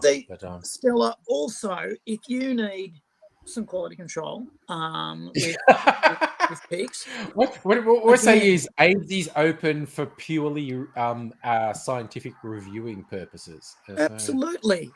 Think of me as your peer review of nudity. I think we are Sans Kirsten at the moment. Again, because I'm just thinking about buying alcohol because I finished a couple bottles this week and there's spaces on my shelf. And Kirsten's always my go-to. Fucking when Angry says I'm just thinking about buying alcohol, it's like me saying I'm thinking about breathing. Yeah, it pretty much is. It pretty much is. So I've got a couple of deliveries that will hopefully arrive next week, but Australia Post at the moment is fucked, so who knows. And just talking about a rye like Abigail with her Canadian club, because I've got the limited edition, which is once it's gone, but I'm not someone who's going to hoard something. It's like, no, it was a one-off experience and I am just going to drink it because it's fucking really nice. Fucking nice. Don't hoard shit. That's no good. I love it. It's because there's it's a Melbourne distiller, the Gospel, and they just make rye whiskies. They specialize in rye, which is very unusual in Australia. But they there's this bottle shop chain, small chain called Blackheart and Sparrows. They have very specialized wines and spirits and ciders. I actually go to Blackheart and Sparrows to get special ciders if I want a special cider. But apparently the people from Blackheart and Sparrows rocked up to the Gospel people and said, let's do a single barrel release. Let's just not proof it down, just do it at barrel strength. Because normally when whiskeys mature in barrel, they come out of the barrel at somewhere from high 50s to maybe even 70% alcohol. And then basically they add water to it to bring it down to 40%, which is your average whiskey thing. But they just said Blackout and Sparrow, let's release a barrel. You go, and they basically apparently were walking around the distillery, just tasting from all these barrels and going, and they found the one and went, this is the one. I like this barrel. And so they released this straight from the barrel as a limited edition, 57% alcohol. It's great. Okay, I'm just looking at Abigail's face. I think she's getting private messages from Stella. That's what that face is to me. Yeah, no, she's laughing. She's laughing. Sprung. Sprung. I know what's happening. There's a limited edition beer here. It's Samuel Adams. Yes, that's a well-known one. Yeah, it's 28%. Shit, for a beer, that's, oh my god. It's illegal in like 15 states. Yeah. Yeah. That's like malt liquor at that point. It's not beer, it's malt liquor. But with that said, I'm gonna go to bed because I worked an overnight shift. So oh, you've been working night shift. All right. Good man. night. Yeah. Good night. It's nice to be here, of course. Good night, Micro Ultimate Sex Bot. That's something. All right. I take with me. But I think we're now swapping out. Safa wants to come in and say hello. Hey, Safa. Is your mic working? No, maybe. I don't know. No, I don't think you. I don't know. Can't hear. No, that didn't work. Oh well. Maybe Safa will be back. Back like a champion. Oh. Back. Sorry, I just saw in the chat Delane. Fucking hell. Sorry, every now and then someone who's really old school YouTube pops up in the chat. And Delane is someone who came to like meetups 10 years ago or something. And it's like every now and then one of these names pop up and I'm going, oh my God, they're back. All right, I think Safa's making a second attempt. Is it working this time, buddy? Can you hear me? Yes, we can hear you this time. That was some sports ball. I'm usually, it's because I'm originally from Victoria, but that was some good sports ball. You like the sports ball? The sports ball was good tonight? All right, cool.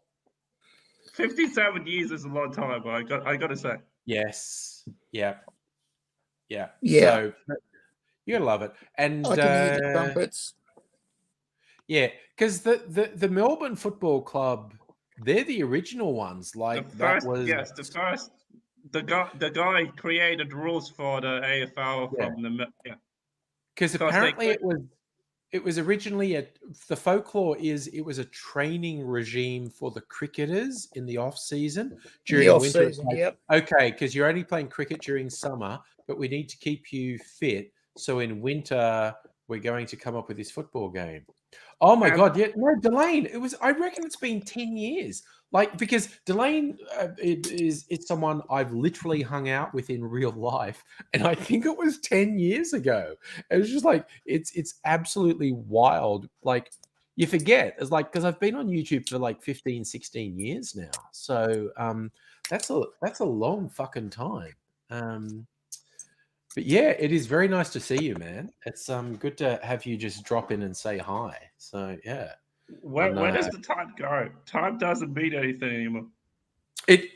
That you've summed it up, man. Time is meaningless. Like February last year is simultaneously 5 minutes and 150 years ago. It's just I cannot comprehend how much time has passed since we realized COVID was a thing. It's just fucked. What about that awesome time we hung out together? That was awesome. It was, wasn't it? We were hanging out. Aidsy was picking up waiters. It was great all around. It was still one of the funnier things that time we're in this cafe and Aidsy showing me a receipt or something. He's going, and I'm going, it's a receipt. What? No, look. And I went, there's a number on it. And he's going, yes. And I went, oh my God, did you pick up? And he's going, yes. Daddy still got it. Papa still got it, baby. Papa still got it. That was a good day. It was a good day. We got to hang out. We got to have a bit of fun. Well, see, it was great. You got to understand, though, that the rules are, and there are rules. Yes. That, I don't get to taste. I get to look, but I don't get to taste unless boss of the house says, "Yeah, I want a bit too." And if boss of the house is up for it and I'm up for it, then yeah, we get to go for it. And I got to say, it's a bit of a fucking unfair combo. Yeah. Because he's as cute as a button and a lot smarter than folk. And I'm as dirtier than a shithouse rat. And and I don't play fair. So yeah, together when we double team someone, it's really, really unfair. But everyone has a good time in the end. And that's the important thing.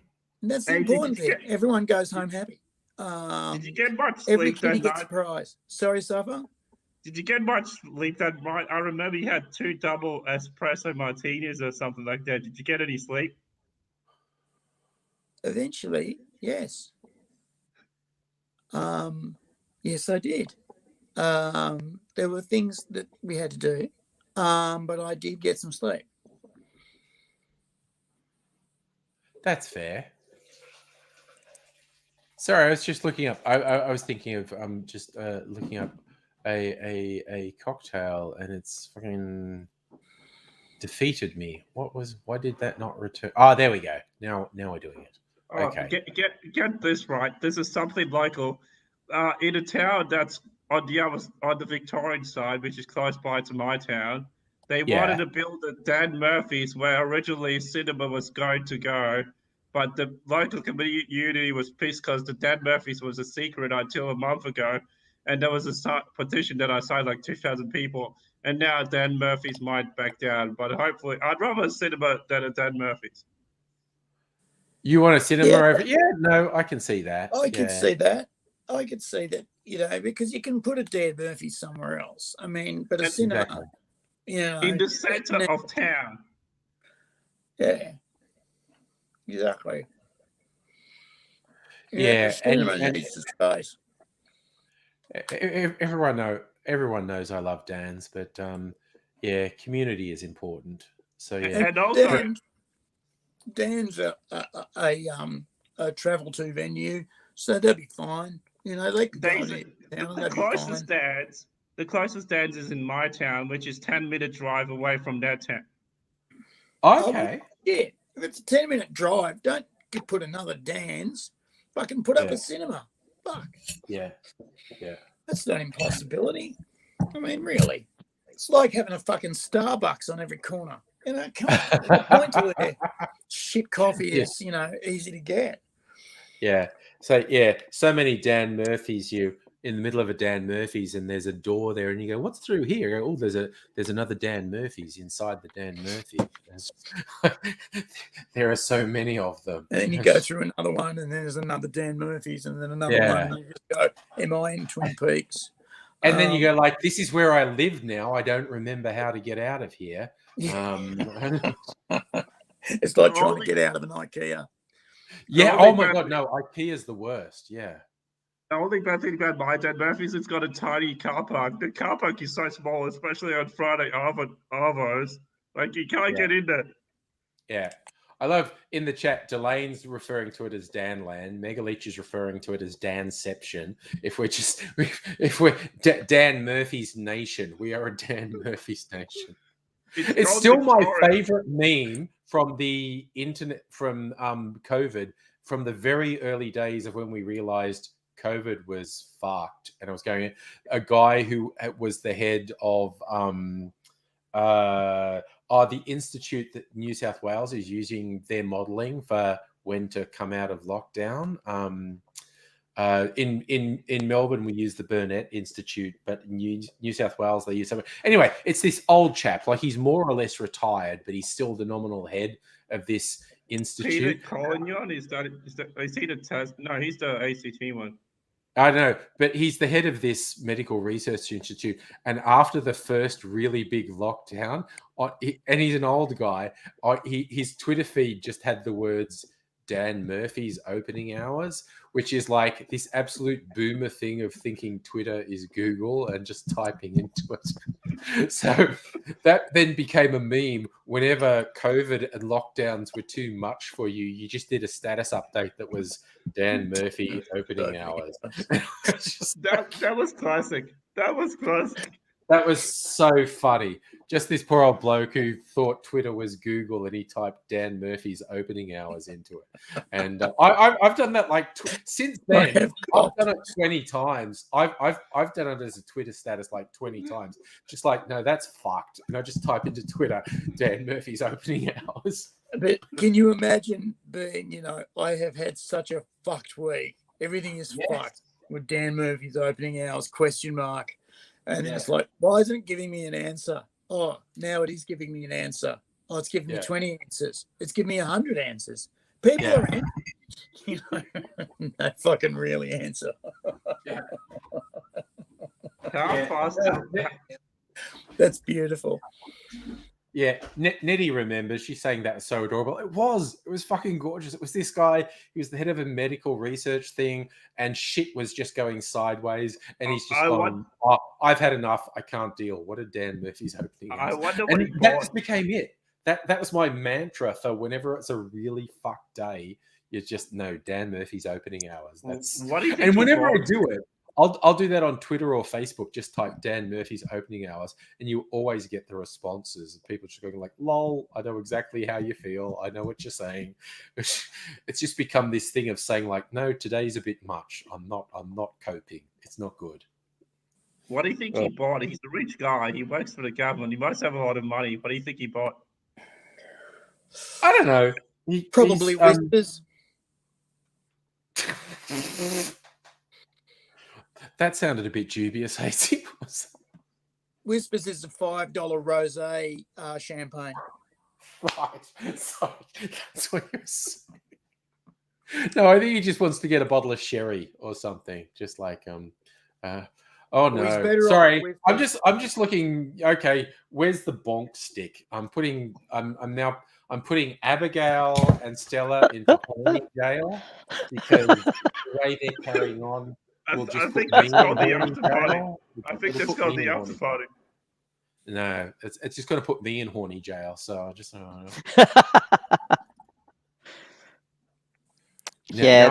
there's a bit of that happening, not on the chat as well. So no, I know. Like I said, I caught you. Review. Happy to be there. Just saying. I'm just on a football. We talked about this last night, but I'm actually going to share the meme that we're talking about. Just Google search on horny jail. That's what it is. It's the one dog bonking the other dog over the head, saying, "Go to horny jail." And it's just like. So that's what we're talking about. It's time to go to horny jail. Bonk. Green player. Someone did your Facebook soul. Yes, you are. Someone did a Star Trek version of horny jail. Oh, who gets? I gotta find it. Was it a pod company, Abigail? So what was that? Was it a pod company? They usually do parodies about stuff like that. No, it was from the Star Trek shitposting Facebook group, All right. which is just my favorite Facebook group ever. It's well entrenched in left book, but it's also like it's such a wholesome place to be, but also the funniest shitposts ever of Star Trek. Yeah. Oh my god! Well, this is the rye whiskey I was talking about. It just smells looks so expensive. That bottle by itself looks expensive. Probably It was expensive. Yes. Probably is. I've got something that will beat all of your visual entertainments that I watched this week on the Netflix. And what was it? Yes. It was a movie starring Nicolas Cage, among other fine stars, called Left Behind. Oh my god, that was his I've Christian seen one. that. Yes. Oh my god. Yeah. Yes. I was going to It say, was spectacular. Yes. And straight after it, I watched 50 Shades of Grey. Good call. Good call. Because I had to see something good after it. Yeah. And Um, so I Angry, I've shared something on screen. All right, just give me a sec. ooh, it's pink. This It's is horny Manta jail Ray. related. All right, sorry. But in Star Trek shitposting, we used to call it horny brig instead of horny jail. Yeah. And then when Lower Decks came along, we had the opportunity to use this. Jokes on you. I love horny brig. Yes, I too love horny brig. Yes. That's a I'm going to my favorite place. Yeah. Oh, oh my god. Who doesn't like horny brig? Also, screenplayer, I agree with you. The Left Behind version of the Apocalypse, where all the evangelical Christians disappear, fucking rocks. Just the idea of all of them being gone. Yeah.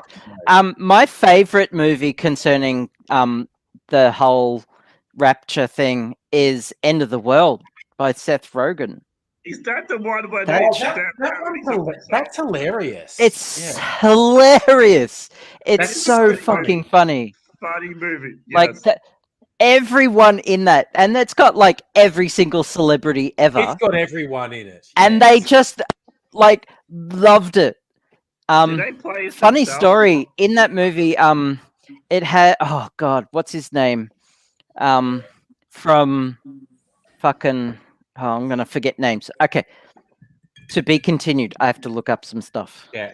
I There was some story that what's her name from Harry Potter who was in it, where she slapped someone. Oh, Apparently Emma that Watson was in it. That wasn't scripted. Someone just said something that pissed her off, and so she slapped him. Oh, there was So, oh god, it was. Is this the? No, that's the wrong movie. Are they playing themselves in the movie? Yeah, they're all playing themselves. Yeah. So there's a scene. Yeah. Where I cannot find the right movie. What's it called? End of the World. It's End of the World. I think so. Sorry, Ben in the chat saying is Horny Jail sponsored? I'm open to sponsorship for Horny Jail. I hope so. Yeah. I'm here a lot. Oh, it's called This Is the End. That's right. This is the end. Okay. Yeah. Yeah. Yeah. So and they're all being Hollywood celebrities who clearly get left behind in the rapture because they're all scum. Yes. So there's a scene where Michael Cera is he's just taken a shitload of drugs and he goes up behind and this like the lead up was scripted. He was supposed to slap Rihanna on the ass and then she would slap him. But what he didn't hold back and just went right up to her. And he was like, in the movie, he was on lots of drugs. And she turned around and just went, slapped him as hard as she could. And he just fell to the floor. That was not scripted, but they kept it in the movie. And they both were just like, yes, that was perfect. And I'm also just saying, I think that's in Michael Cera's spank bank for the rest of his life. The time, Rihanna for sure. He's just lying in bed at night and going, "Oh, I'm just remembering when Rihanna slapped me so hard." Oh my God. and Channing Tatum in that movie, like they asked Channing Tatum to be in it, and like he didn't even ask what his role was. He just said yes straight away. And then when he found out what his role was, he just played it up. He thought it was the funniest thing ever. And they were like, "Oh, we can get a stand-in for you." And he was like, No, I want to do that. And then the reveal, it was Channing Tatum. He's a funny guy.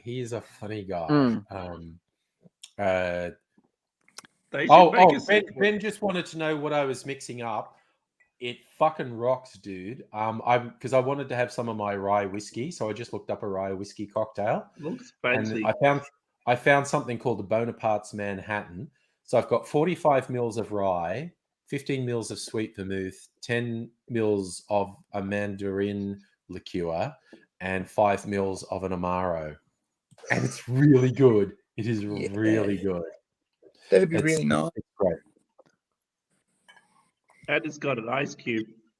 It's got a big fuck off ice cube in it. Yes, from my big fuck off ice cube tray.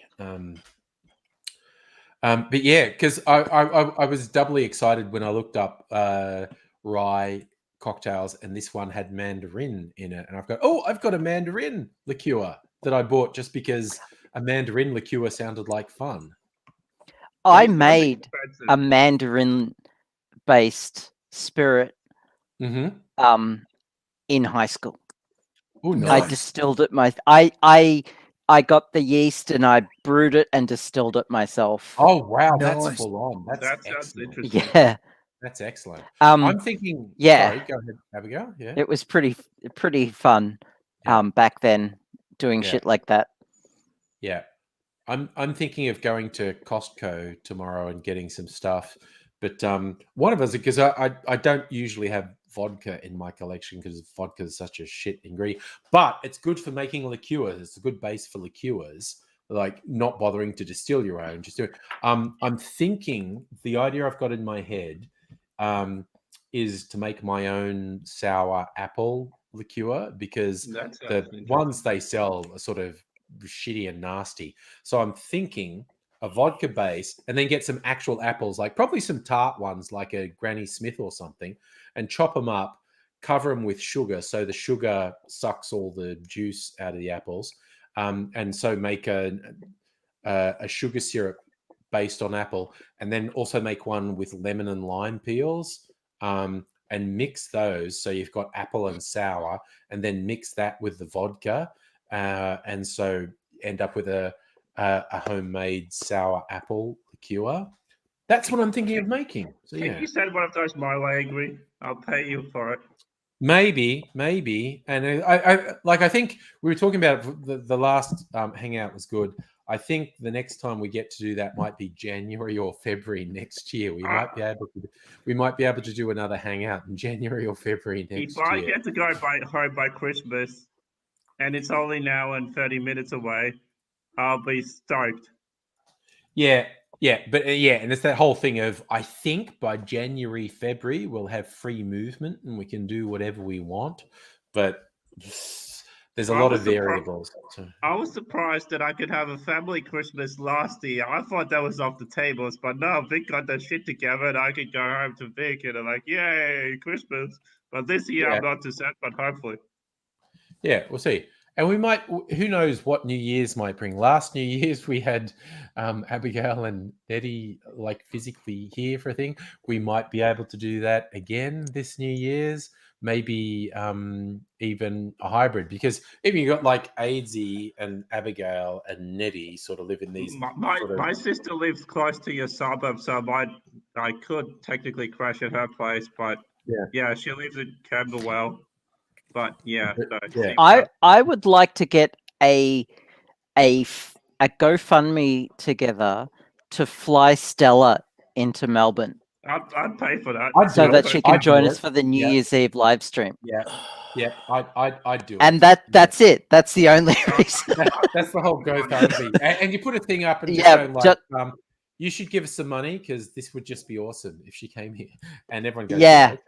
And it has nothing to do with she and I hooking up at all. I tell you No. Why don't we do that GoFundMe and we will record it on video as a making of and as a gift to the GoFundMe participants, so that they know that it happened.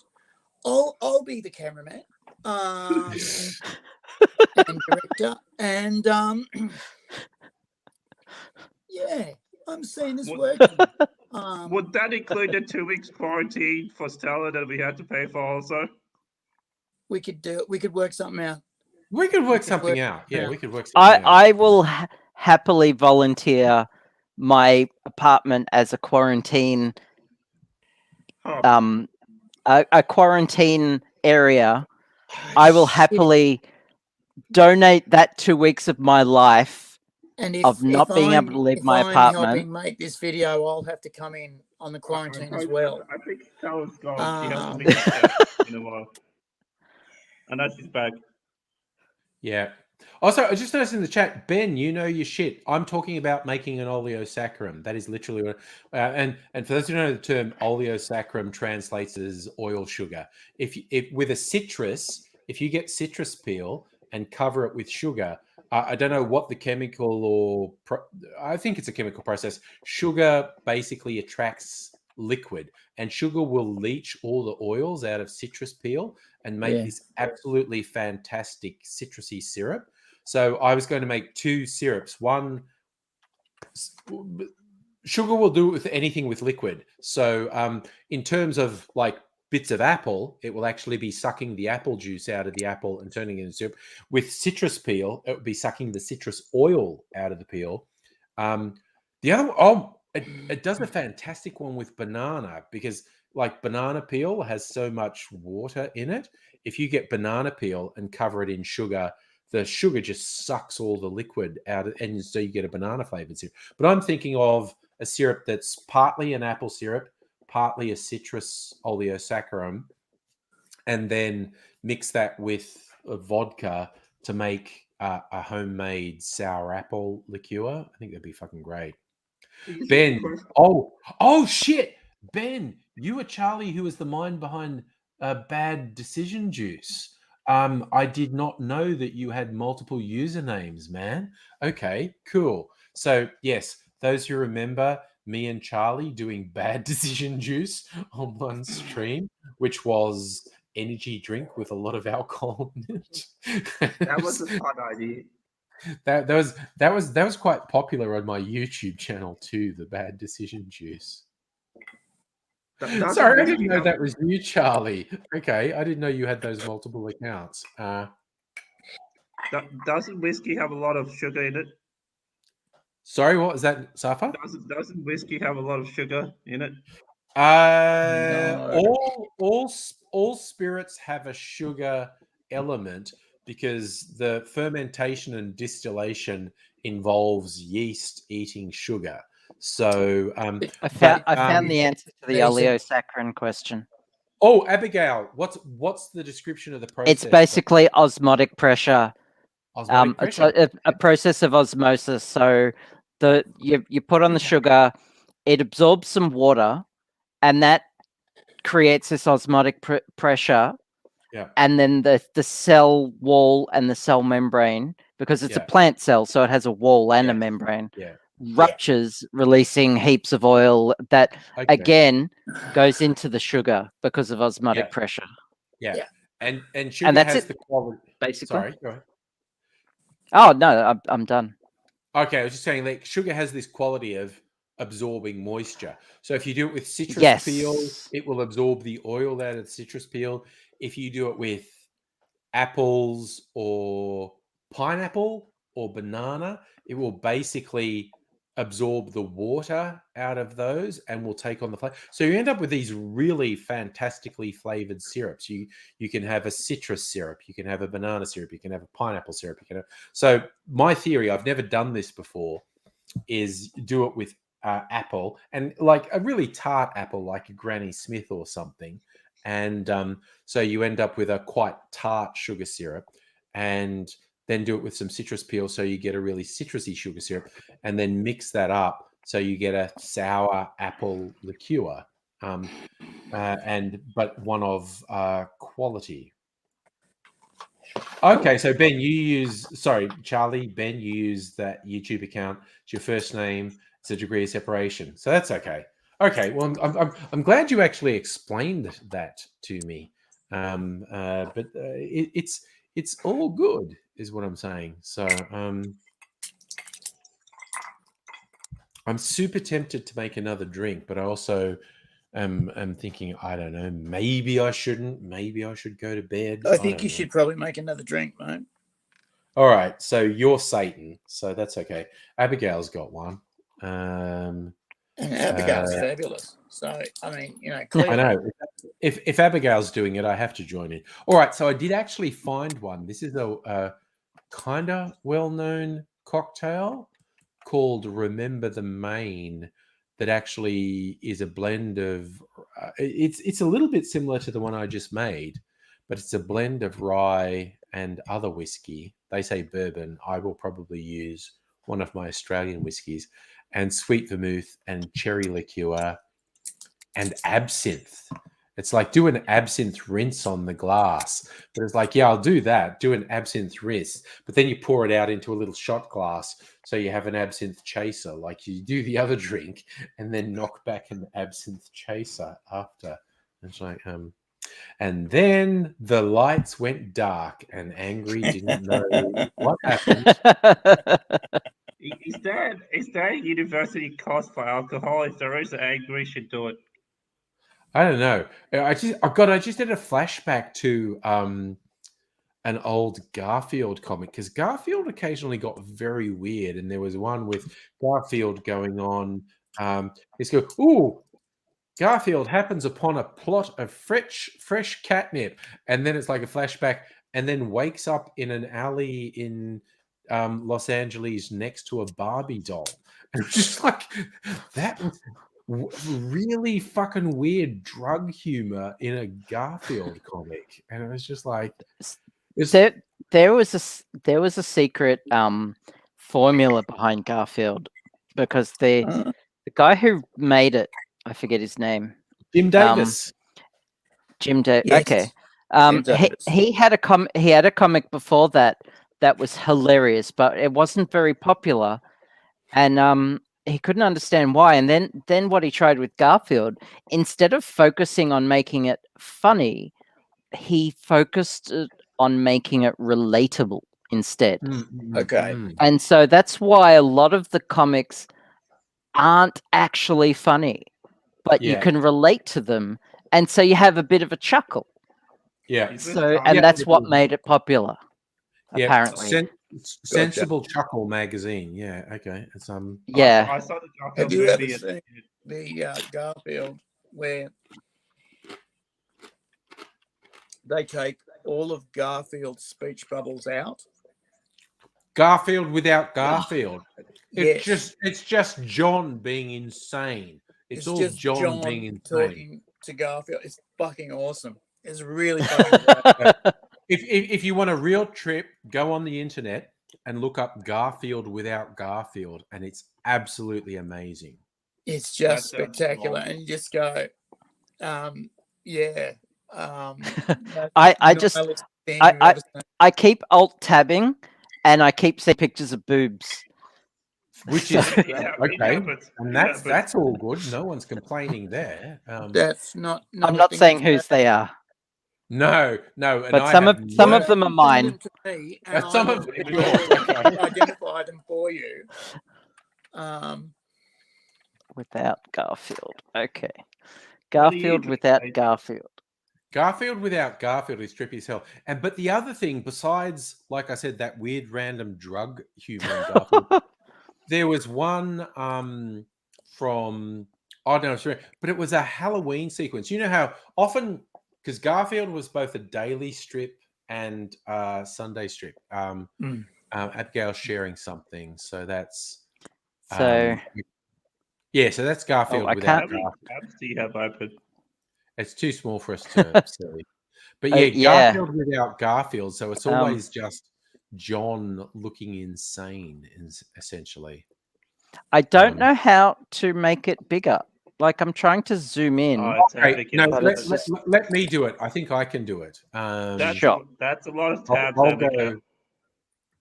Garfield. That's what everyone says. Yeah. That's my mental process of what I'm working on at the moment.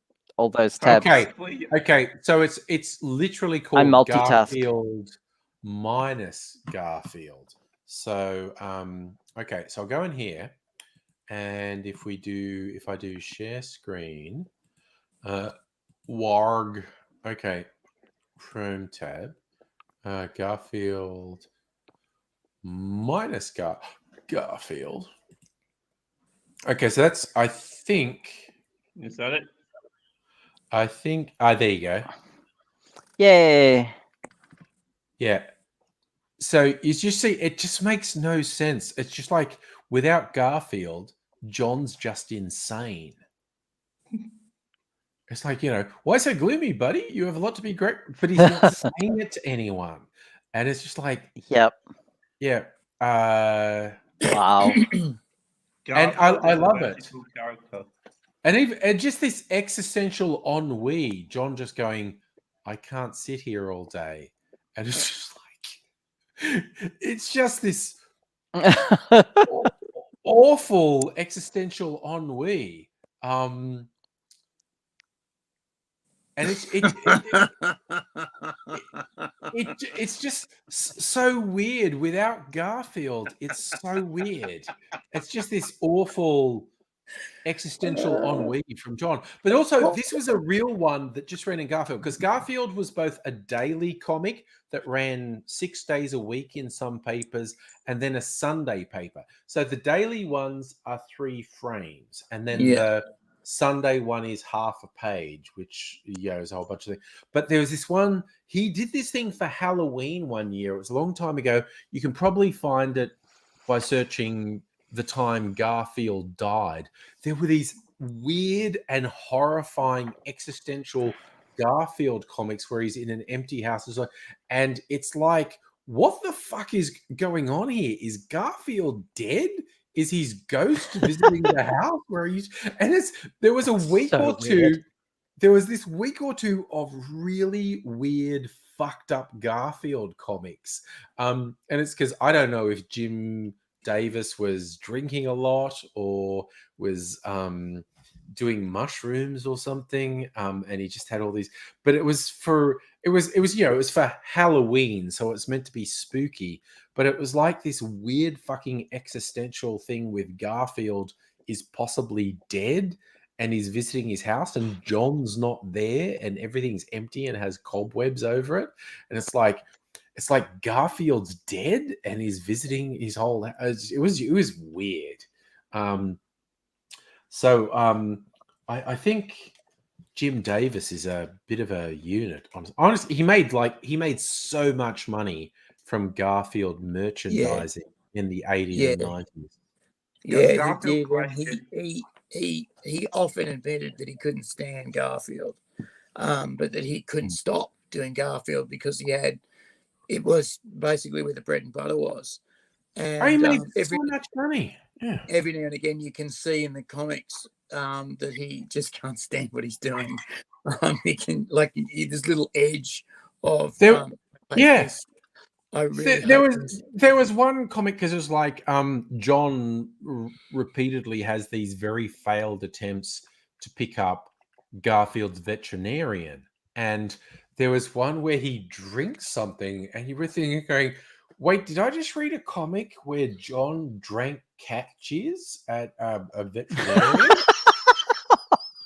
That's unusual. and because it's appearing in these really run-of-the-mill things, and it's like, but you read it and what Liz, the veterinarian, says to him, and you're looking at it going, did I just read a comic where John drank cat jizz at the veterinarians? And it's just like, what the fuck? I'm Googling that. Yeah, no, I am too now. I'm going. I have to go. I am failing pretty badly, so I will. I love you all. Dr. Abigail, don't forget send me those pictures for critique. I'll get proper written reports back to you forthwith very quickly. 80, I love you and support your work, but don't hold your breath. I won't hold my breath, but I know that you know the spirit of which I'm coming from, and okay, I can help you. Angry, all good things to you, and suffer. You're most loved. I'll see you guys later. Get Yeah, some Live see sleep. you, long man. and prosper, AT. All right. I found it. And so I'm going to share it. Yeah, I found it too. Apparently, it's dog jizz. It's dog jizz. It is dog jizz. That's not allowed. No, look, this is a real Garfield. It comic. absolutely is. Yeah. So John, and this is not Dr. John goes, cup of coffee. I don't mind if I do. And the vet says, congratulations, Mr. Arbuckle. You're going to give birth to a fine, healthy litter of puppies. So he's just drunk a cup of dog jizz. Why the vet has a cup of dog jizz just sitting there, I don't know. But also how daily newspapers printed a comic that essentially has the central character so drinking dog jizz. I found a quote. I found a quote by Jim Davis himself, who explains what happened in that strip. Good. Okay. On the farm, we used to give first calf heifers a high protein supplement to help them deliver healthier calves. The supplement was provided by our vet. I assumed that there would be a similar supplement for dogs, so John is drinking a protein-enriched drink formula for a pregnant dog. Yeah, not no, jizz. He's drinking. He's totally drinking jizz. He's totally drinking dog jizz. He's absolutely Yes. drinking. Yep. dog jizz. Protein and marks. Yeah. No, And marks protein. no. I'm. Jim Davis can prevaricate as much as he likes, but what he really meant is John. It's just backpedaling. That's all it is. It's dog Trying to jizz. pedal on back. Yep. What do you? He got away with. He got away with literally hundreds of newspapers printing his comic where his protagonist drinks dog jizz. And when there was people who went, wait, did he just drink dog jizz? And all the newspaper editors are going, Jim Davis, did you make us run a comic where the guy drinks dog jizz? And he went, oh, no, that wasn't it. Honest. Was that in the 80s? What year was Garfield created it? No, that's just wrong. But yeah, I think because Garfield ran for decades, and I think Jim Davis got the brainworms at a certain point, and it was just like too much Garfield. You can have too much Garfield. That's exactly what happened. It was too much Garfield, and Jim Davis couldn't really deal with it anymore, and so he snuck in dog jizz cartoons, and it was just he was typecast as Garfield, so he did something radical. Yeah. But, God, the dude made... Does anyone remember? It was like in the 80s or early 90s where there were Garfield plush toys with suction cups that were designed to be stuck on car windows. And so for a couple of years, every second fucking car you passed on the road had a Garfield stuck to the window. I just saw Stella's comment there. Yeah. Yeah, I hated those Garfield things. Yeah. So, or in the front of trucks. Saw too many of them on the front of trucks. Garbage trucks. My particular favorite was the dudes who drove garbage trucks. When they found soft toys thrown out in the garbage, they'd wedge them in the grill in the front of their trucks. Yeah. So you see these garbage trucks with like half a dozen soft toys wedged into the grill in the front, which was just weird and dark. And it's just like, yeah. Megalich is looking at a Garfield toy now. Yeah, I think that's what he's saying, that Megaleech is looking at a Garfield toy right now. I don't know. But they even reference that thing of plush toys being wedged in the grill of garbage trucks. That was like in Toy Story 3. There was a reference that was referenced at the end, that toys that were thrown out in the garbage end up being stuck in the grill of garbage trucks. And it's like... I got kind of hooked on watching these videos on YouTube recently, done by Cracked, and they're like from 5 to 8 years ago because it ran for quite a few years. These videos, I've mentioned this on the stream before, videos they call Cracked After Dark. And the premise is like 4 millennials in a diner late at night, hanging out, having obsessive pop culture discussions. And there's some really good ones in there. But yeah, the fun ones are like dissecting just how horrific the toys universe is, and it's like, no. If toys are sapient, and I'm just going to throw in, this is a pet peeve of myself and Mrs. Angry.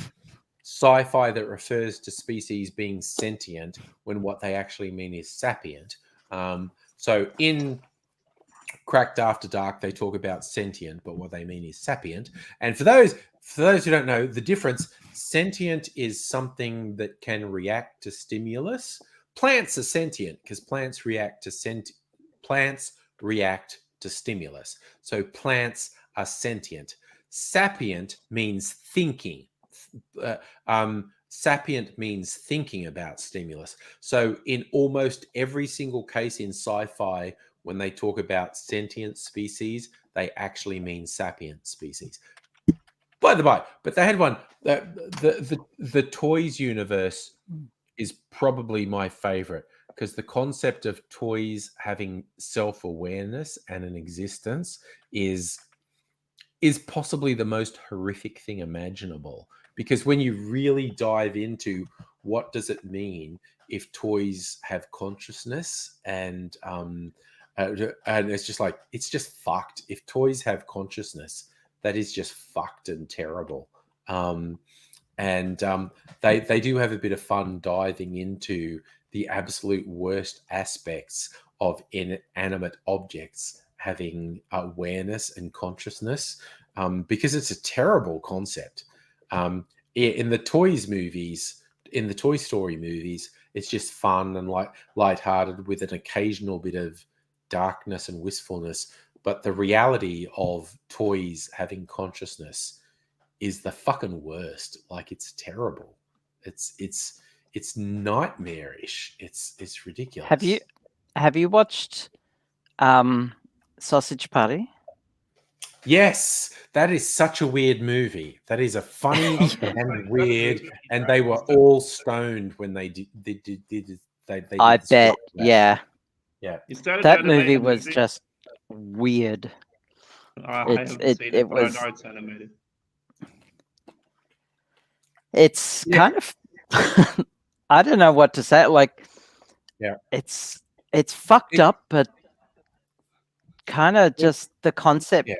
They take the concept of sapient characters, like anthropomorphic characters. It's food having consciousness, and it's like, and the like, what does that mean? That means we are eating them.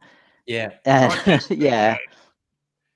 It was hilarious because it was dark, because all the food in the supermarket, there's like a religion where they just believe it's their destiny to be chosen and to leave the supermarket to go into a higher being, and they don't know they're going to be eaten. And it goes to this scene where all the groceries that are now in a human's house think they're going to meet the ultimate plane, and it's like, baby carrots get grated and a potato gets chopped up and fried, and they're all conscious and aware that this is happening to them. And it's baby carrots. Because it was baby carrots. It was and there were just like hideous racist stereotypes in it, and they were trying to be self-aware. They were trying to be self-aware of the racist tropes. And it's like, it kind of doesn't quite. I don't know. Delane in the chat saying sex toys with consciousness. That's the joke about Woody's mum also had 2 toys. Sorry, Andy's mum also had 2 toys called Woody and Buzz, and they were just very different to Andy's toys, Woody and Buzz. But it's how, and because even in Toy Story 4, when the toddler creates art out of pipe cleaners and a spoon, it attains consciousness. And it's like, okay, now you're really fucking with us, because if every little thing we do and sort of imbue a bit of our spirit into it attains consciousness, then it's getting weird and fucked. It was bad enough when it was the toys, but if it's a spoon with pipe cleaners and boggle eyes on it, if that attains self-awareness and consciousness, that's just fucked. And also because it's funny, because I think it's a spork rather than a spoon, but it regards itself as garbage because it's a spoon and boggle eyes and a pipe cleaner. So it keeps trying to throw itself in the bin because it's just going, I'm garbage. I should be in the and Woody's trying to say, no, she loves you. You're ill. And it's just like, no, okay, you've actually just gone through the looking glass at this point, and you have made everything fucked now. And it's just like, ugh. But anyway. Side note, I love Pixar. I think they do fun stuff. Self-awareness is scary. Yeah. No, I was trying to go with high concept weird stuff. Now we're just in Pixar is actually weird and fucked up if you think about it. And it is. People often go, Cars. The Cars universe makes no sense. And the degree to which the Cars universe makes no sense is absolutely glorious. I actually love, if you delve into the Cars universe, like, this is just fucked. This is what the no, this is bad. Yeah, that like Very anatomy and human evolution and the whole Pixar extended universe, they're all connected. It's because there is callbacks to every other Pixar movie in every Pixar movie. There are all these cross-referential things, yes. Easter eggs. Self-driving cars. Most notably, the pizza delivery van is in every movie. The Pizza Planet delivery thing is in every movie, including Cars. It exists in the Cars universe. I did see a fun webcomic once ago, someone saying there's a human who goes up to Lightning McQueen and goes to get in the car and pulls the door open, and everything inside is like fleshy, and because Lightning McQueen is alive, which was like the Battlestar Galactica episode when Starbuck got into the Cylon ship, which is actually a primitive life form. And she's actually inside the life form, and she's working out how to stimulate the different things to get it to come on. And it's like, yep, okay, yep, no, that's fucked. The Cylons developed, they're powering these ships with a primitive biological cybernetic core. And it's just like, okay, that was a great episode. You guys are fucked. Was that the remake or the original? No, I'm talking about the remake. Yes, of course it was the remake. Had a very cool callback to an original series one. There was one where Starbuck in the original, who was male, said like he's trying to infiltrate a Cylon mothership, and he said, "I'll get out. I'll hijack a Cylon fighter." And the Colonials say, "How will we know it's you?" And he goes, "I'll do it. I'll waggle," which meant he would fly the Cylon fighter in a funny way where it waggled. So, and someone, when they're about to shoot down this Cylon fighter, Boomer says, "No, don't. It's waggling." And it's Starbuck. And there was a callback to that in the episode where Starbuck is flying this Cylon fighter in this wild way, and Apollo can't shoot it down, and she flies it over Apollo and sort of waggles, and she's written on the underside of the ship Starbuck, and so she flies over Apollo's canopy and waggles, and so he looks up and it says Starbuck under it. But I've only watched that series once. I'm well overdue for a rewatch, I think. Me too. I did a rewatch a couple of years ago with Mrs. Angry, and it fucking rewards you. Rewatching it absolutely That- rewards. Okay. That came out in That's all I 2004, need. didn't That's it? all I Yeah. needed to hear. I'm does. going to get And that it's just ready to like- download now. Because it's and the one thing when anyone watches it later, like people who didn't watch it in the original run, binge it. I said, okay, the bit when you're on occupied New Caprica, where the humans have settled on a planet, and the Cylons come and say, we don't want to exterminate you, want to control it. Because what you need to understand when you watch the season on occupied New Caprica, that was at the height of the Iraq invasion. So the good guys Yeah, that are was doing 2004, wasn't it? the good guys are doing suicide bombings at that point. Yeah. And it's because they're occupied by an invading force, and that was so fucking subversive. And that went to air at the Yeah. height of the Iraq invasion. Yeah, that was 2004 around that time. Yeah.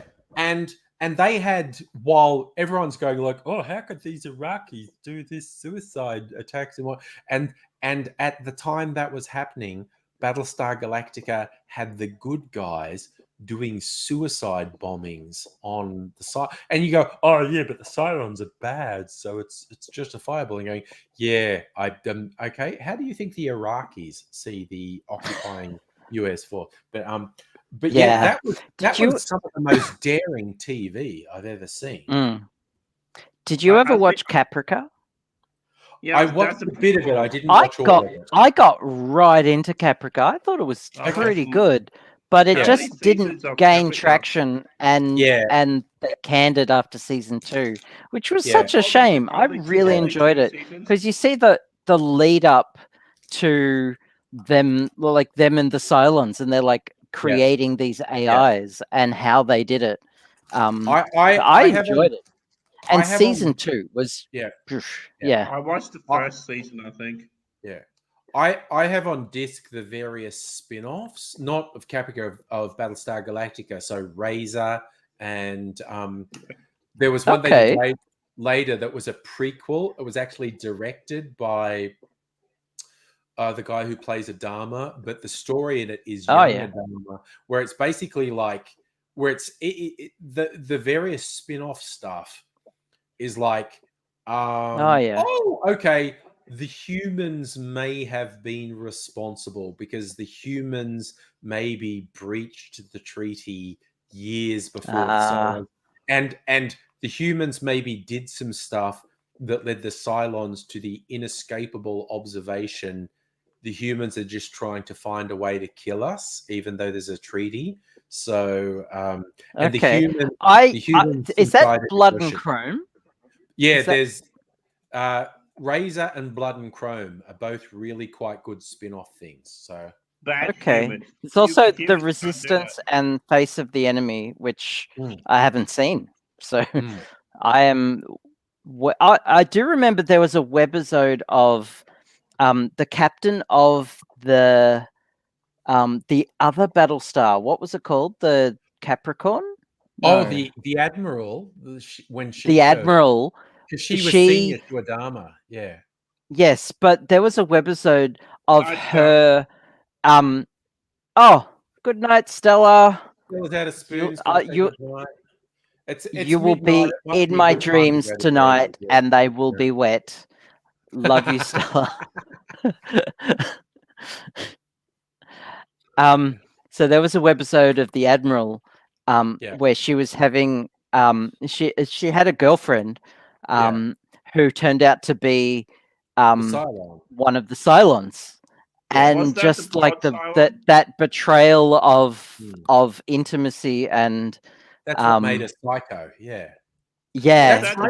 Tipped her over the edge. That's not just a webisode.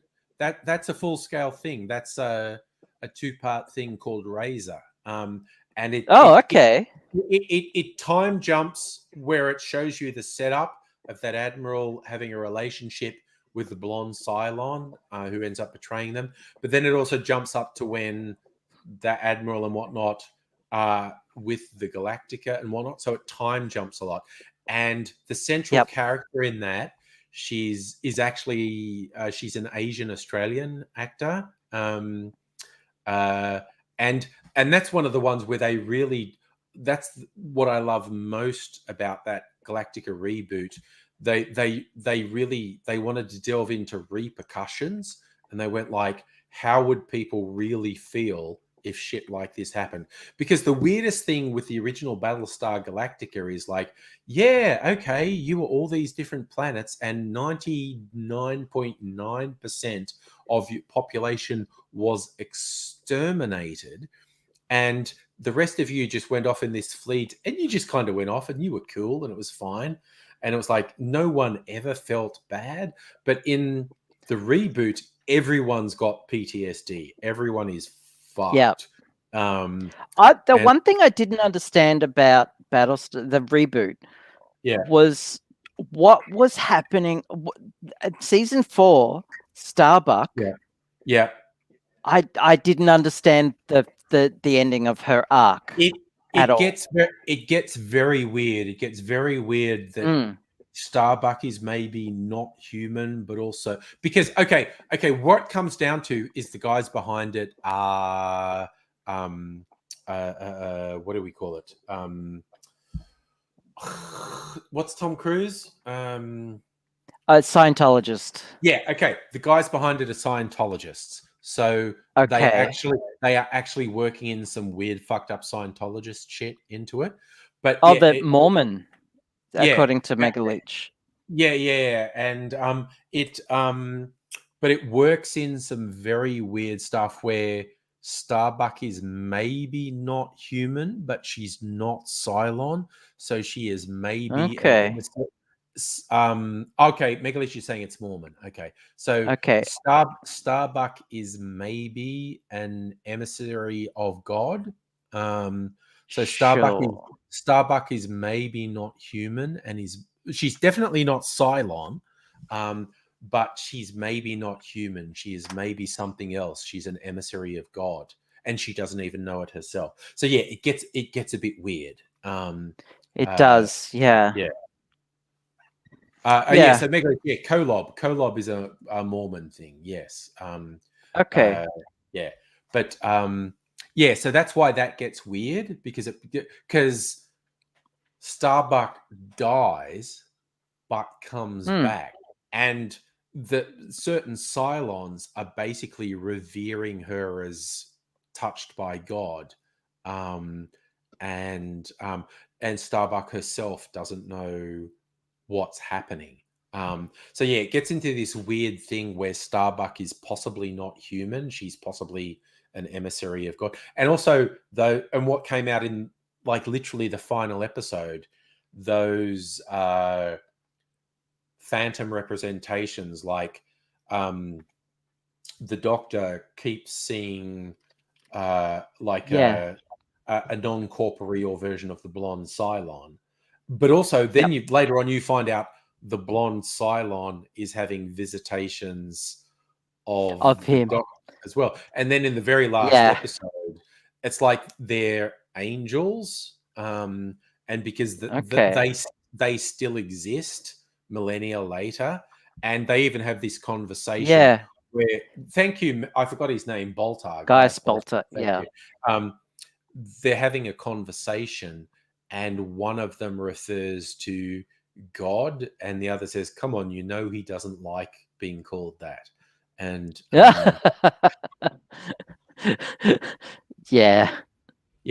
because I'm gonna I have to rewatch it. I have to just do a binge watch. I haven't seen it since the original run.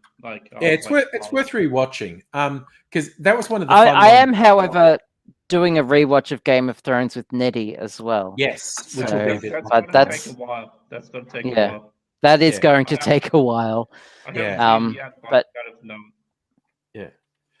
Baltar in the original series was just a traitor. He betrayed the humans to the Cylon. He was a mustache twirling villain in the original.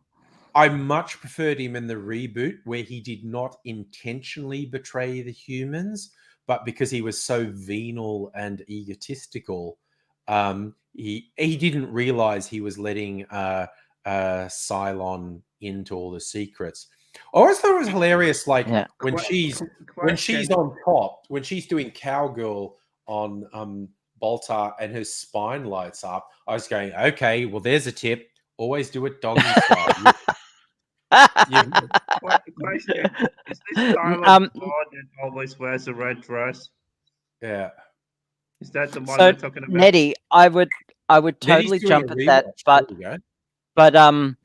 like sometimes I just want to watch episode after episode for hours and hours and hours, especially during the coronavirus. Yes. Instead of like 2 or 3 episodes every Yeah. few days. Yeah. Otherwise, I'd love to, but I'm not that social. I think just one TV show at the moment. I'm too introverted Yeah. like these live streams are basically as much This is social Yeah. socialness to gatherings, keep me happy. And occasionally visiting my lady friend every few weeks. But this is already at my peak. And even like this weekend, I've been so low on social spoons compared to usual. I wish I had social spoons. There's a COVID outbreak in my town, and we haven't had COVID for a year. So Yeah, I think it's quite stressful in your neck of the woods, Safa. But and yeah, I the think town we're is stressful, Victoria. but we've been at the same level of stress for a couple months, so it's just like Yeah. it's just I don't know. someone's We're got- getting stress fatigue nowadays. 800 is the biggest numbers you had down there, so that's a bit Yeah. concerning. No, it's just like someone's had us strapped into a chair with electrodes attached to our sensitive bit for months. And so they come in and go, aha! And we're just sitting in the chair going, yeah, I get it. You're putting electrodes on. Even though I'm double vaccinated, I'm Yeah. paranoid Yeah. if I get it, It's if like- I go to the yeah. supermarket. We just don't care anymore. Someone's come in to go, I'm going to attach electrodes to you. Yeah, I know you've been doing it. Yeah, for okay, months. yeah. You've been doing it for months. Just Yep. do it. Yeah, It's not good. I'll I don't- assume the I don't like position, it. Yeah, I don't like but it. yeah, It's not good. It's kind of not numb good. to I it hate after a while. Yeah, I agree And with yeah, Sam, but Delane, Abigail, perpetual Groundhog Day. Yeah. But it's just like, Does anyone else want to join us? Yeah. or I'm just going to Couple go to people bed. don't. That's the other alternative. Okay, because you're gonna. Are you doing a stream tomorrow? Yeah, Sunday. probably. Yeah, Sunday. but it'll just be like Okay. a 2-hour stream. It'll 'cause I have just work be a on Monday. 2-hour. Yeah, Yeah. Yeah, this fair is, enough. It's like it's midnight. It's past midnight now. it's So- midnight. It's been a spectacular party, long weekend. It has been pretty wild. Yeah. Yeah, I think I'm going to go to bed. Yeah, Okay. Look at me not falling asleep on live stream. Responsible angry. What? I know, right? And it's not like I'm not drinking, because particularly last night I had a few drinks last night. Damn it, I was Yeah. thinking about on angry, going to sleep early. Yeah, but yeah, so I think I'll go to bed. I'll put my headgear Cool. on. It's absolutely weird how much I enjoy lying down with like my headgear and the air hose under my nose, and it's just pushing air. Yeah. It's like, yeah, this like no effort breathing. Something's actually pushing air into my nose. It's like the laziest. It's the laziest. sort of breathing. A CPAP Oh my machine is God. breathing for lazy people. It's just pushing air up your nose. Wow. It's great. Wow. Breathing was always such a pain. Breathing always just kind of sucked. Oh, geez, breathing again. Oh my God, I'm just so over that. Another one, another breath. Another Just breath. like, oh, Another breath. come on. But, Yeah. but now Venom I have a Cascade. machine that breathes for me. So it's just like Jealous. all right. Yeah. What was that Cool. thing with Well, good night. Yeah. Take care. Homer Simpson, when he was in the old people's home and he finds out someone's like on a respirator, and Homer's going, oh, and here's me breathing on my own like a jerk. And it was